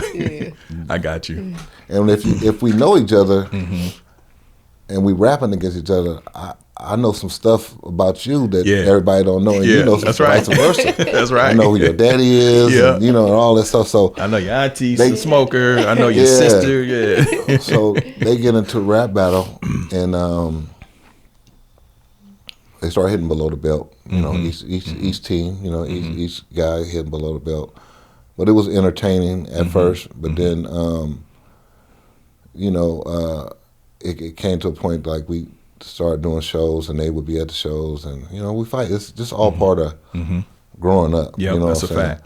But Dre really was like my little homie. Like he used to, when we had that record, D-Shot used to go with one of Mac Dre's best buddies, Nate. He used to go with his sister, which meant we was in their neighborhood hanging out with them, and with her. He was over there. We would see him all the time. So he was like, "Man, how y'all get a record?" He was like trying to figure it out. He was talented. Like, how y'all get a record? Because I never told you we had a record. He used to admire what we was doing. And then he just, he had a little 4-track, little studio he was recording, doing his thing. The only thing I'm mad at is he didn't never really get to see how big he got. Man, that's a fact. You know what I'm saying? That's a fact. He had went to jail. He had came home from jail. He had changed his style up a little bit. I was like, yeah, bro. he reinvented himself. Yeah. Yep. But the first time he was rapping deep, with a deep way, like, nah, that ain't Dre. Go back to your characters. Yeah, your characters. He got back in the character and he started doing his thing. And even a lot of people that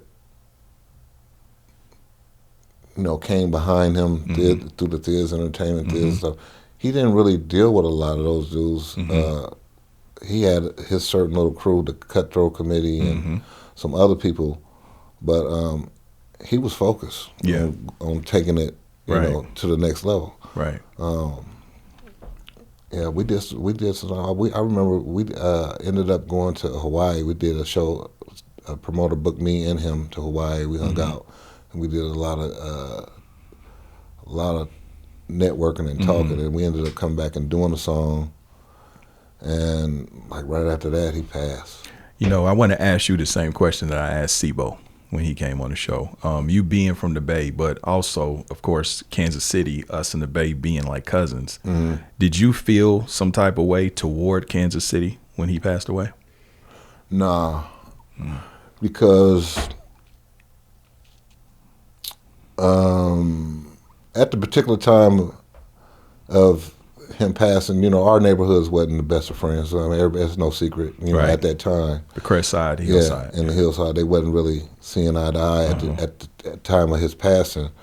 But remember, we older than them, so we got a different mindset. Right. We know y'all got to go through what y'all got to go through, but we're not on that pettyism type of stuff. So we really got love for you. Right.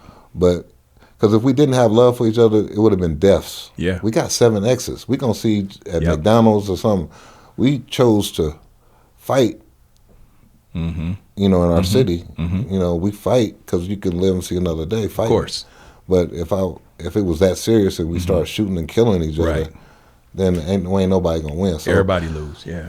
At the end of the day, we was like, man, that's messed up. Like, you know what I'm saying? Because even though a person like that is in your city and y'all might have feuds or whatever the case may be, they handling their business, y'all handling y'all business. It's a good look for the city. That's right. It's a good look for the city over here. And it takes a person to have to get outside the city, to visit Kansas City, to visit these other places, to know it's bigger than this little stuff we're going through. Exactly. And that's what our mindset was. It's bigger than that. And remember, we can't let them trick you off the streets. So we didn't get into that 100% full, like all that. It was like, okay, that happened. That's experience. Yes. That's what we go through.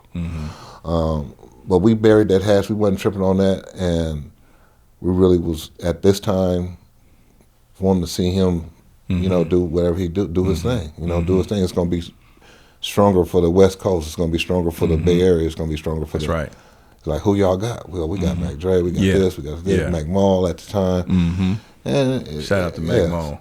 So we know even the higher ups is not concerned about no distractions and confusions. And and wondering if their artist's gonna be here for the next album. I signed you for 5 years. You gonna make it? Right. You know what I'm saying? Like shit. Nowadays they putting the insurance on. Exactly. Yep. I think they damn near betting on it, cashing in on it. Like, we give you this little money. We got this insurance policy for $5 million. It's part of the revenue model. We'll see what happens. The clock is ticking. Yeah. I mean, today, if you put yourself in their shoes, and they come in and they invest in you and they give you $1 million, you know, without you selling any records or whatever, and then they got to put some more money into the records, then hey, I got to make sure that I can get my money back at some point. It only makes sense, actually. If you gangster rapper that's really out there doing it. Right. Because at the point in life at that time, if you wrote raps about getting shot and you actually got shot, you're going platinum. If you wrote raps about shooting somebody and actually did it, you're going platinum. 50 Cent got shot 9 times. He went off the charts. You tell the record companies that, like, you know, I just got out of jail. I just look at my zipper stomach. Oh shit, come on! Like, we signed the motherfucker right now. That's what they want. You know, at that given time. You know what I'm saying? So if you really was that guy, we want him. He's really that. Yeah. Until those type of characters start showing up at the office. Because they don't know nothing about no business. They don't know nothing about no business. All they know is I went gold and where's my money? Yeah. What you mean I'm unrecouped? Hand me my Uzi. Like, I don't even know Unrecoup. Who the fuck is Unrecoup? Yeah, exactly. I don't know who the fuck that is. I never talked to Unrecoup. I've been talking to you. So let me ask you to go to see the difference between that era and then you go a little bit later. So when I came, and this was just crazy for us being from the Midwest and growing up on gangster rap, I felt like even me coming from Kansas City back out here, I knew more West Coast rappers than my West Coast friends. Yeah. I'm like, you don't know Spice One? You don't know Brother Lynn? Like, I was confused. So I say that to say, when E-40, when the, Tell Me When to Go, My Ghetto Report Card, that album dropped, and it helps usher you into this new fun, hyphy, everything is about partying and being cool, shake your dreads. How was it for you to see that? We going from gangsters to partying. Okay, so when that era of music came in, I kind of supported it. Yes. I supported it. Oh, they're my people. Yeah. You know, I supported it. It wasn't all the way my flavor. Right. I wasn't into going dumb and stupid. So you wasn't going. You wasn't gonna do it. I wasn't ghost riding nowhere. Yeah, you too big for that. You too big for that, bro. I stayed in my lane. Yeah. You know what I'm saying? Yeah. What people tend to do, if you want to have longevity, just stay in your lane. Look at Too Short. I like that. Right. Yeah. Yeah. Everybody knows what his favorite word is. Yeah. That's right. That's right. He stayed in his lane. Yes. You keep beating me, Beeler. I keep beating you. Huh?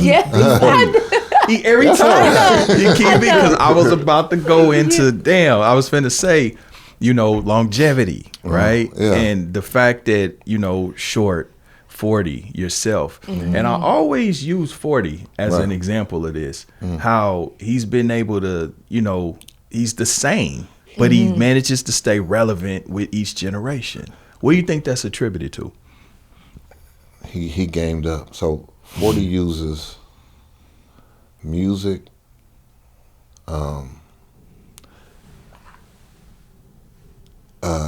being in those rooms. Okay, being in different rooms elevates you in a different way. Yeah.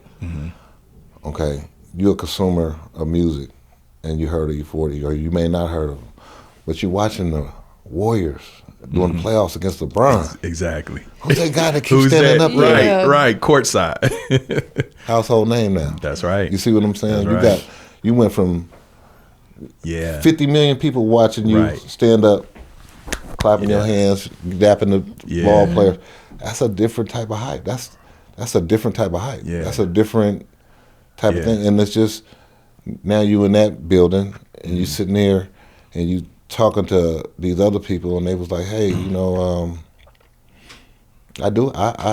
my name is such and I own the Spirit Company out in Champaign, wherever, you know what I'm saying?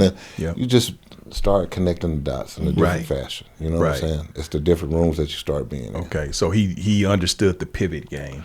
He understood the politics. He politic different. He politic with it. He politic when the doors from Jive said, okay, we done. He went over there with Warner Brothers and Lil Jon. Got juiced up, put another battery in his back. Okay, when that sizzled out, he started doing this. Then he got his alcohol brand. And right.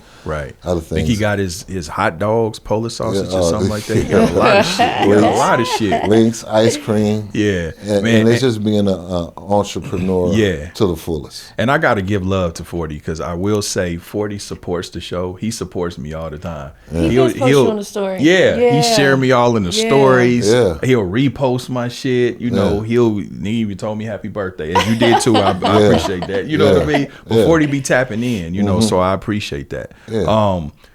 So what I want to ask you though, be legit. What was your pivot? Okay, as far as my pivot,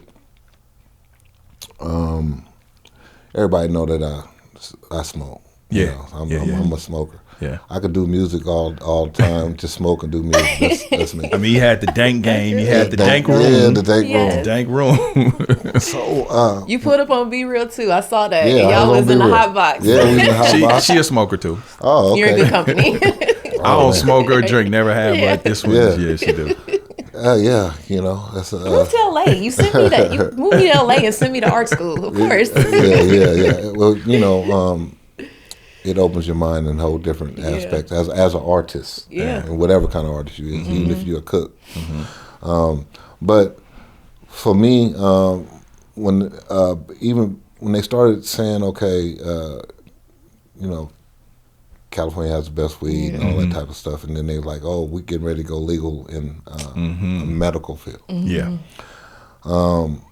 That's when I kind of got off into that. I ended up getting one of the cannabis club in Vallejo. Started getting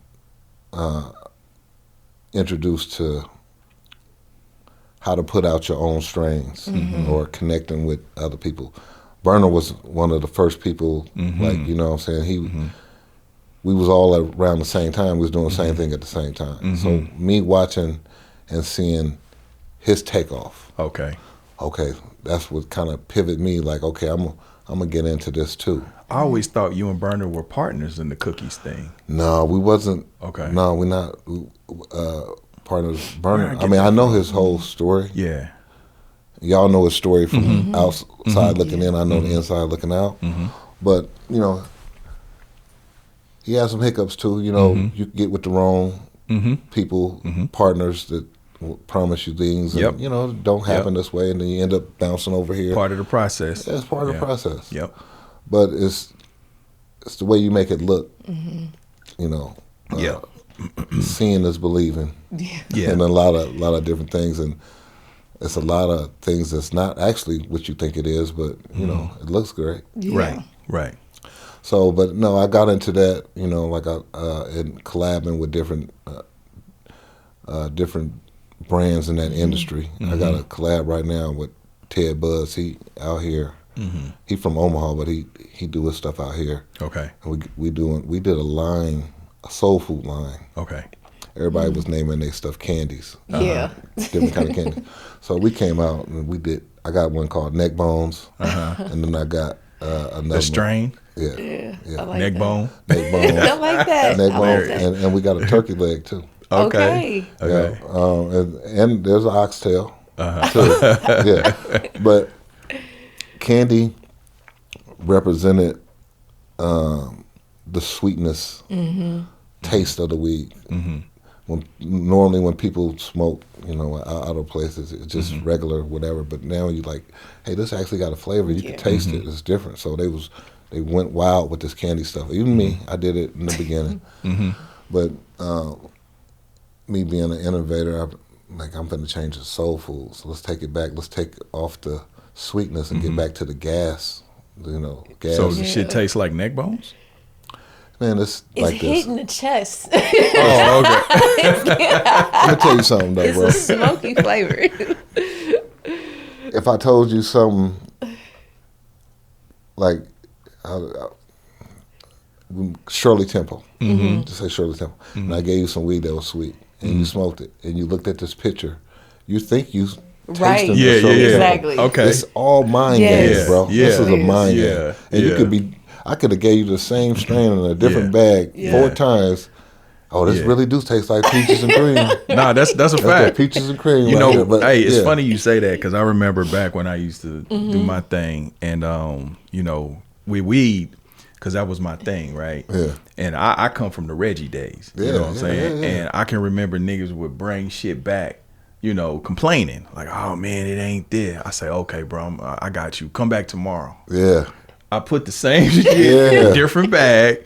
You know what I mean? Aroma. Yeah. And a different, you know, lighting. You know what I'm saying? Be like, man, I got you, bro. Skywalker. Yeah, like this shit better. This is what I'm saying, bro. And I'm just like, yep, you got it. You got it. Yeah.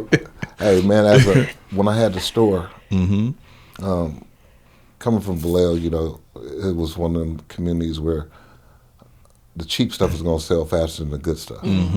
So I used to have a remedy where I just take the small buds of the big hype and sell those for cheap. But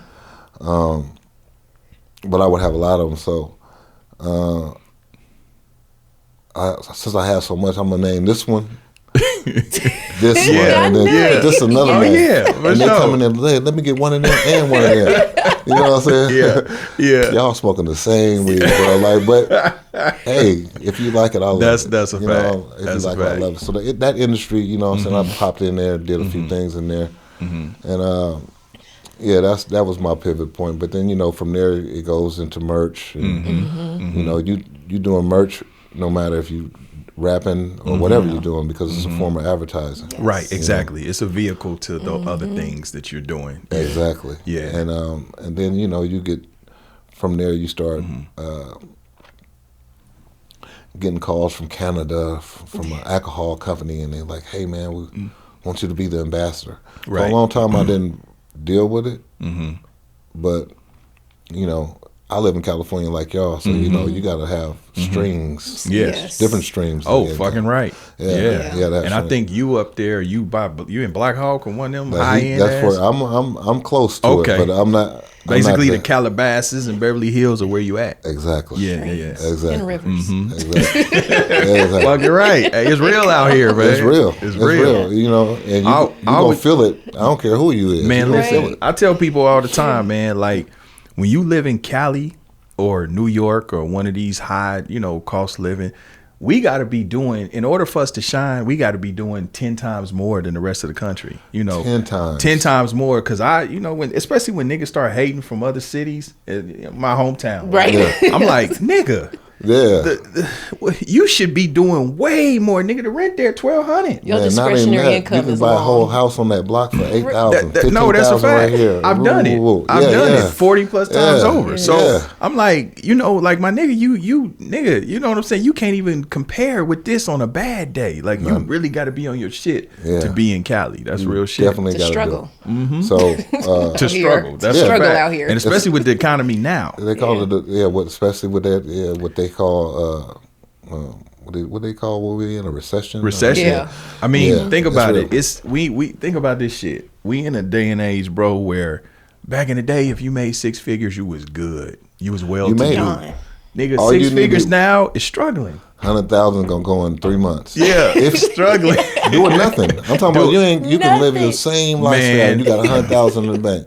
You gonna turn around 3 months. What happened? Yeah, that's a Life. fact. That's a fact. Life. That's That's a it. fact. So And you know the thing about it, a lot of times too, just because I know you didn't seen a lot of money in your days, but we don't come from being, you know, financially educated and financial literacy. So a lot of shit we have to learn trial and error. We have to Y'all see didn't that have Roth bottom. IRAs Fuck or no, we have to see that yeah. bottom come up and then learn. Because you know, I always say, listen, like you said, make it look good. We're good at that. And she can Excellent. attest. I've made falling off an art form. You know what I'm saying? Yeah. I do it so gracefully, Yeah, right? yeah. And through, you know, and you have different levels of, you know what I'm saying? But yeah, like we have to learn that shit trial and error. Nobody tells us about living trusts and IULs and different things. You see what I'm saying? We learn that. We get the game late at 40 something. It's like, man, they had the game. Still got it, but they kids see, right? And so I'm glad you said that, because that one in there has got all that.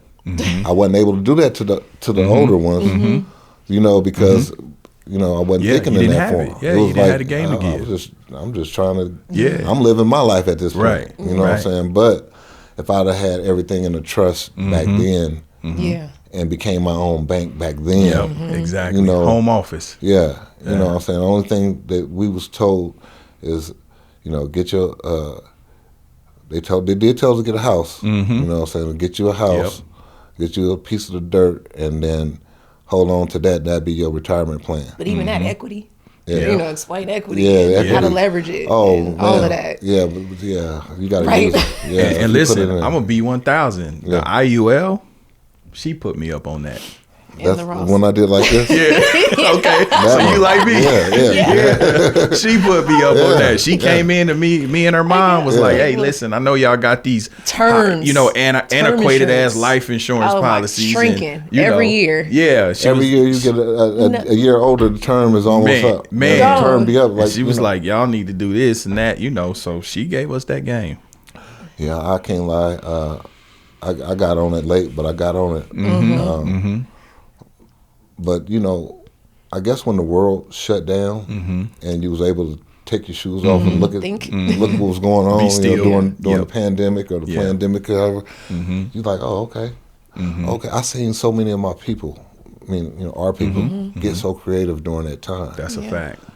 It was so many homes selling dinners, people making sweatsuits and joggers, and all kind of stuff. Like that brought out their original talent that they have. And when they turn the switch back on, they forget about all that. Get back to going to work is actually is your biggest distraction. People think it's social media. No, somebody explained to me, if you work 8 hours, you sleep 8 hours, you only got, it's 24 hours in the day, so you work 8 of them. Not to mention commute. The commute is 3 hours out here. Especially here. Yep, that's a fact. So your commute and then your sleep, you really, where's the time to be creative at? You don't really have time to create, to use your entrepreneur skills, which you were originally put here to do. You wasn't really put here to go work for nobody else. Right. Like that. You supposed to find what your talent is and you know, exploit that. Yeah. No, that's a good game, bro. What would you give? Like you said, you didn't dropped a lot of jewels during this time. You're a testament. You still been here. We never heard of no, you know, scandals. We don't know Be Legit being in jail or no you know, none of that bullshit. What advice would you give this generation, you know, to sustain and not get tricked off the streets, like you said? Man, I guess I have to credit, you know, where I came from, you know, the Bay Area, right? So the thing was, in the beginning, we was players, man. We wasn't into all that other stuff. We was players. Yeah. If I came to your birthday party and I'm doing good and, you know, we're doing well, I might buy you a Rolex. You know, here go token of my appreciation of you and how you get down and how you move. Right. You know what I'm saying? We naturally Smooth. We naturally was hospitable people. Yes. When the others came here, we welcomed them with open arms. You know what I'm saying? And then they tricked us. After they got here, but shame on them. But it was the love in our heart and how we built. We you know, we built different. Like we was in the beginning, like, hey, if you need Communal. something, I grew up to where, man, ain't no sugar for the Kool-Aid. Go next door and ask, That's a fact. could you get a pop, you know, a cup of sugar? Yeah, we grew up like that. Or if I came home from school and my mom then wasn't home, go next door or go across the street and wait over there till I get back. It was love, playerism and stuff like that. If we can get back to that, it's just so much hate and envy over materialistic stuff that ain't nothing. because you do all this stuff, rob, steal, and kill to get it. Yeah. And then you don't even want it. Everybody that I know that, I'm not gonna say everybody, but like, a lot of people that was climbing that hill, I need the mansion, I need the Cullinan, I need all this, and they get it. Where the car at? Don't even drive it. You don't even drive it. Don't even drive it. Yes. Yeah. You got it, you wanted it, you got it, don't even drive it. But I think that comes with life experience, Bila, because you, like myself, we've kind of been blessed to have things, you know, and you get to this you get to this age that we at where that shit don't even matter. We just want peace and security, right? Peace and security. Peace and security. That's it. Because what I started doing is, because she knows I went through my car phase. I was changing cars every year. I probably had 100 cars in my life. Oh yeah. And as I got a little bit older, I started thinking, damn, I would get this shit and then be like, I ain't need this shit. Like, why'd I get it? Yeah. So you know what I started doing? What? When I started getting that temptation, I see something, I just go to the dealership and test drive it. Yeah. Get it out of my system. And just like clockwork, bring that shit back like, I'm cool. I Dude, you ain't here. tripping on it. You in Calabasas, right? Yeah. When you get off the airplane in Burbank and then LAX, your cars are different from the cars that you get off in Wisconsin. Like you can get out, you can easily go hop in a Range Rover here. Right. You know what I'm saying? That's a fact. And so you can go test drive all these cars right at the rental car place. That's a fact. To where, back down there, you have to go to a major airport. They ain't got no BMWs. No, it's BMWs sitting in the parking lot at the place right now if you need it. But it had got to a point to where I wouldn't cut off the foreign, but I just not as foreignish as I used to be. Yeah. If it is a foreign, it's a Honda. Right. Which is the best fucking foreign. Literally. It take her mama to talk about that. Yeah. Like, that was our car. I will go to bat for a Honda. 370,000 already, bro. miles. Man, what? Man, I got one right now. I promise you it's a van. It'll outlive all of us. Yep, that's a fact. It's like an office on wheels. Yeah. You know what I'm saying? It's better than a truck because I could put stuff in it. Yeah. If you put stuff in the back of the truck, they can come take it out the back of the truck. Yeah. Then if it's a soccer mom, because they got a lot of stuff that they do in the bay. They call bipping. Bipping. They get your shit real quick. They're not bipping no vans. No minivans that look like soccer moms. Ain't nothing in value in that car. Yeah. But that Range Rover right there, the Audi over there, that's right. we're gonna get that. Yeah. But I mean, really, like, I ain't seen a mechanic in so long about nothing. Nah, that's a fact. Gas OG. And oil. Yeah. That's a fact, I don't OG. care what light come on. If you getting them other cars, the lights come on. Yeah. The lights come on in a car won't turn on. Yeah, you gonna have. Hey, listen, I got a Maserati out there right now, and when a light come on that bitch, my heart dropped. Yeah, you know what I'm saying? My heart dropped. And even that, I will say, that was God because of my mother. He was cool with his. With his low key. I forgot what you had, a Jaguar. I had a Jaguar. That was low key. And he was like, "Nah, I like this. You don't know who pulling up. It's just economy." That's the part of it, and see, I think what it is as we get older and we get more sophisticated, the better we do, the more you don't want nobody to know. You don't want nobody to know. So I don't want to be seen or noticed. It's like the more that I get and the more successful I am, the less I want to show. I'm actually hustling to disappear. Because I promise you, if I hit 10, 20 million liquid, y'all not going to see me on social media. No. You're probably not going to see me again. You'll see me in real life, but you probably not going to see me. Not on the freeway of social media. No, I'll be in a fucking Prius with $1 billion. I promise you I will. Dude, so many of them people, I be driving up, they got places in the Bay, Marin County and stuff like that. Yep. But even if you do watch the Warriors games and you look on the front row, besides 40, guy sitting next to him, his son used to own 800, Old English 800, or he owned Old English 800 in St. Ives. The guy over here, he owns this, and that. Those young kids right there, they all Silicon Valley. they invented, eBay. That's eBay's son. They go Apple's PayPal's son. Yep. And they loaded. Yep. I'm talking about loaded. And you never know. Shirts and shorts. You never know. Regular jeans on. Crocs. Got his hat backwards. And that's what I learned, bro. Being out here with it's a difference between, I know I've never been wealthy. I've never been rich. I've been nigger rich, which is we know the difference, right? Yeah. But most of the wealthy people I've been, able to be around and speak, they're so unassuming. They don't they got artwork or, they buy land. They buy, That's what they buy. They not into cars or this and that. And I understand that because you are an entertainer. It's because I know for a fact you got that because you'll be legit right now. Yeah. But as soon as you probably get in the car, it's like, put this shit up, man. I ain't. 100%. 100%. Exactly.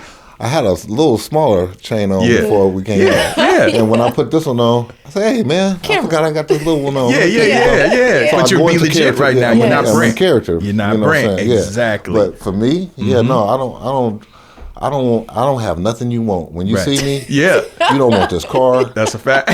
That's maturity, man. That's real bullshit. Leave me alone. That's I don't bullshit. have nothing that you want. That's bullshit. These cost $75. Right, you can go get some. I don't have nothing you want. So just leave me alone, man. I have a question. Yeah. Especially because I went through health woes, and this is I was always like this. Like my family was never super materialistic, although we had nice things. Right. But I know after I had health woes and I really felt the mortality of my body, I was like, man, a lot really don't matter. I saw a short of you where you were talking about you went vegan or vegetarian for a little while. I'm still, I don't put a name on it, but I still don't eat meat. No, it's okay. I fluctuate. Sometimes the body just needs a break. So I understand. Yeah. And you just got to go hard with the fruits and the vegetables and just let it recalibrate. But how is that for you? Just how do you feel and what's your experience been with your health? So it's really crazy. Like one of our artists he decided,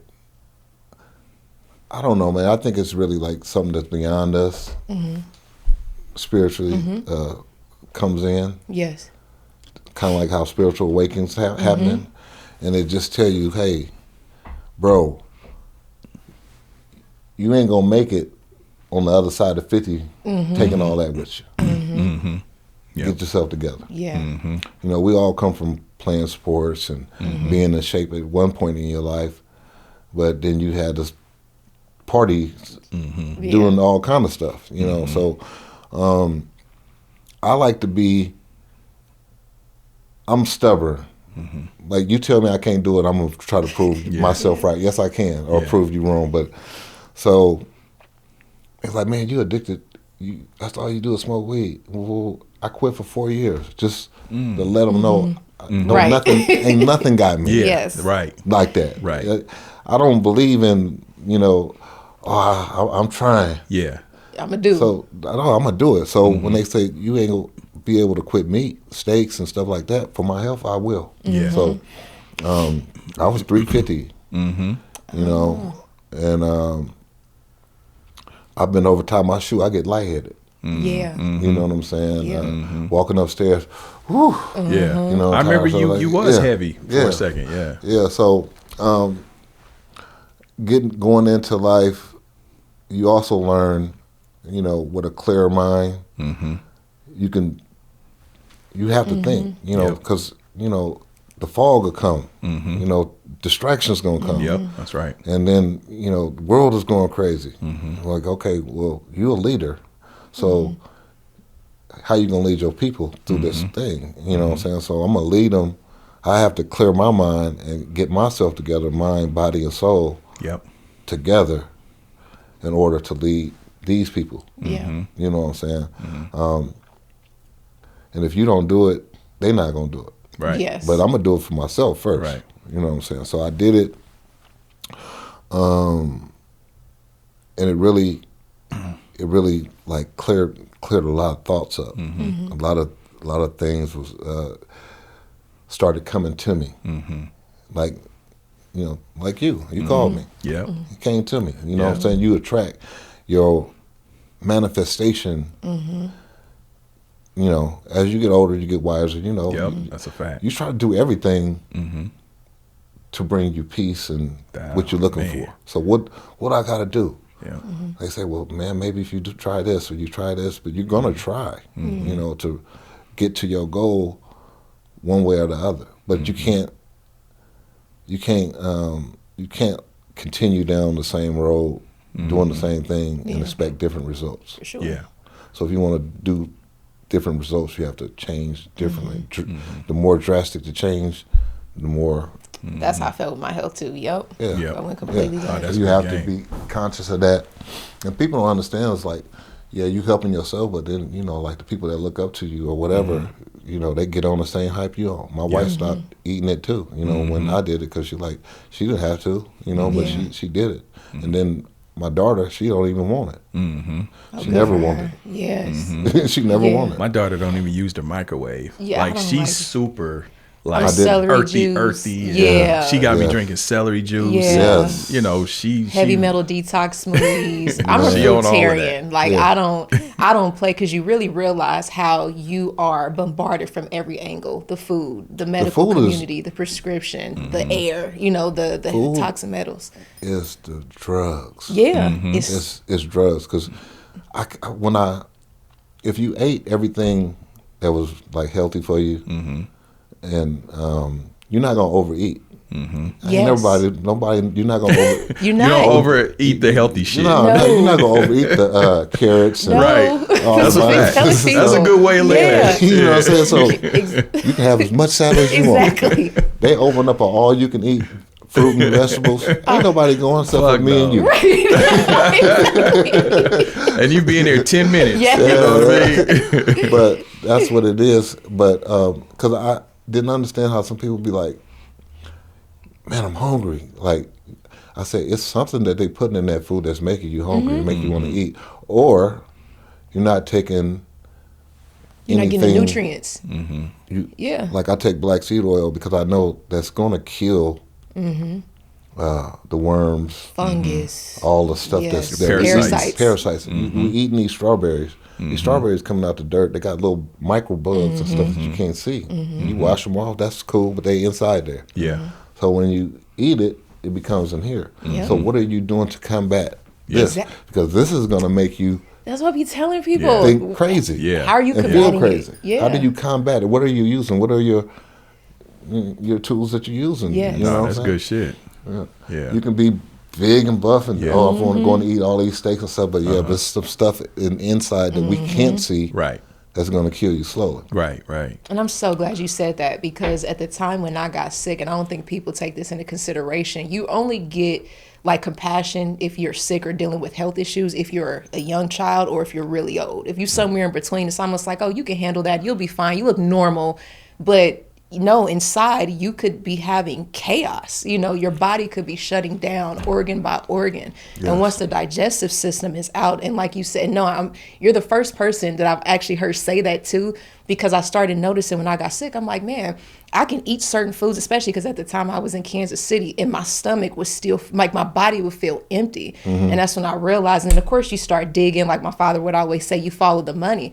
I'm like, okay, a lot of these companies that own these food companies or, the ingredients or whatever, y'all also own the pharmaceutical companies. Y'all got shares in the pharmaceuticals. So you gonna feed me this and then To get send me me to sick. the hospital. You're Yes. still not gonna help me. You're gonna put me on this other drug. It's And not a you're cure. making money each way. They're giving you Band-Aids. Yes. They're giving you Band-Aids so you can stay long health. Yep. They gave us these foods, during slavery time and stuff like that because they knew it was going to lead to high blood pressure. Right. Once I got your age that you is right now, my friends started dying, bro. My friends started dying from, heart complications, diabetes, COVID. COVID killed one of them too. But it's just the healthier you are going into whatever you're going into, Yes. the better you are fighting it. Right. Yes. Whatever it is, because it's coming. You got now you get in the age group where you call, oh man, such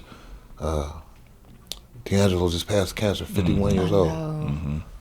Like what? Exit.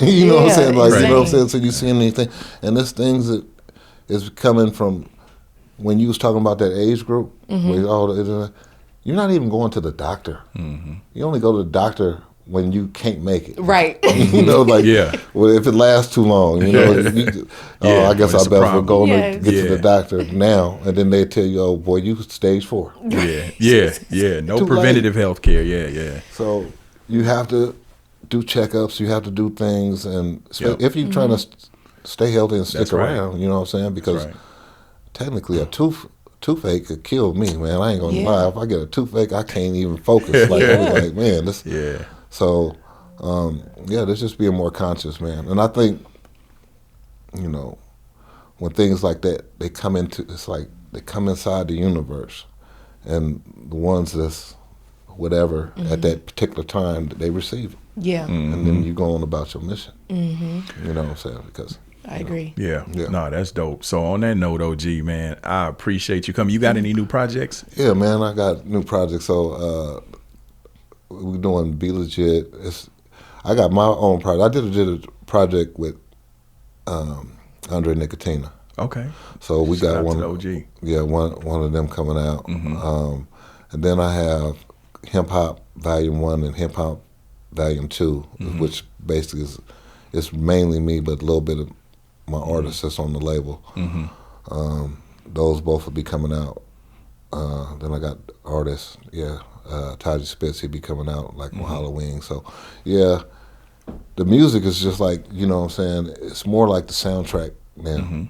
You know, when I go around and talk to people, they be like, man, I like you. Grew up on you. Yeah, see, I was a soundtrack to your hard-headedness when you was hard-headed. Oh, absolutely. Hey, when I hopped off the porch, was trying to get a buck, Spice One, all of that. But we told you to outsmart the popo. That's right. That's right. Yeah, and a whole bunch of different jewels. Even though we talked about it, but we was like, hey, do it this way, do it this way. That's a fact. That's a fact. Yeah, so we got them projects coming out, man. Y'all can always stay in tune with me on my IG at BeLegit72. There it is. On the Facebook, TikTok, and Instagram. And other than that, man, we just, if you in California and you want to check out some of the Be Legit smoke, go check out Ted Bud's, get you some neck bones, get you some turkey leg off the soul food menu. Yeah, there you go. And, I was still right now to say. He's like, she know what's up. Yeah. So, man, we're going to keep the music going. Like I said, it's the soundtrack. So right now, everybody is, we're getting to the age where we're doing live band shows. Nice. With the live band, rapping behind the live band. And we're entertaining as OGs. Nice. Now. And that's dope. Come on, Tiny Desk. So I'm going to have to ask you, we got to do this again because I got a new show for me and Ice-T's network, OG Network, where we have OG rappers, the veteran artists come and do that in front of a live band. So we're going to have to get back up now. Again. Yeah. It's because,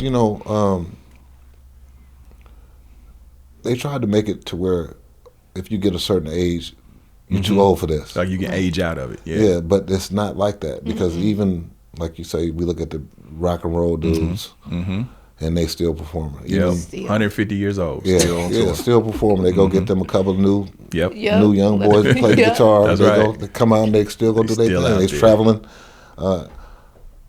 Temptations. That's right. With Otis. With Otis. Smokey Robinson, 90. Gasms. He's still out there. Yeah, he's still out there gyrating. So what I'm saying is, for hip hop. This is what we're going into now.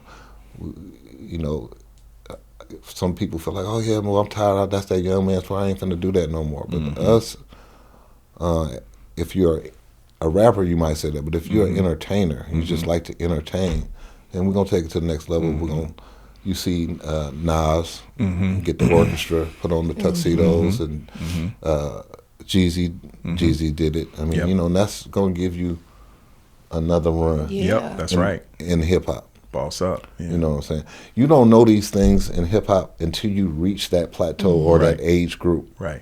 Because you in that car, you actually driving that car. Right. You actually making the rules and regulations of it. So when people like Too Short retire at 30, that was just cap. Yeah, like, yeah. You know what I'm saying? Well, he said it was cap. He was trying to get out he was that trying to get out deal. his contract. Yeah, he was trying to get out that deal. But no, that's just what it is. Yeah. You know, you figure out other ways to extend the play of hip hop. Okay. If you stay in it. Nice. Well, listen, on that note, OG, I know it's wifey's birthday. Yes, You know what I'm yes. saying? Happy birthday to wifey. So, man, listen, I appreciate you, bro. Man, I it's appreciate all good. what you have contributed to the culture. I Yes. appreciate you being a good part of my, growing up and me Yes. hopping off the porch. And it was an honor to have you here on the I show. And appreciate that's you real. having me. And you're always welcome, bro. Anytime you got a new project, if you just want, you got an open door. So My anytime. wife she said, "Oh, it's nice out here." So we might have to come out here and survive. Yeah. You come out, hey, we can survive together. We can survive together. We come out here and survive, man. Yeah, but I appreciate you, man. So listen, that's one more right there. This is Big Court of the Holdin Court Podcast. Rachel, Renee, and the legendary Yes, sir. Be Legit the Savage. Yes. Hey, we'll holler at y'all. Salute. Peace. Yeah. Appreciate it. I'm holding court, you standing trial. Why ain't I see you round back when I was down?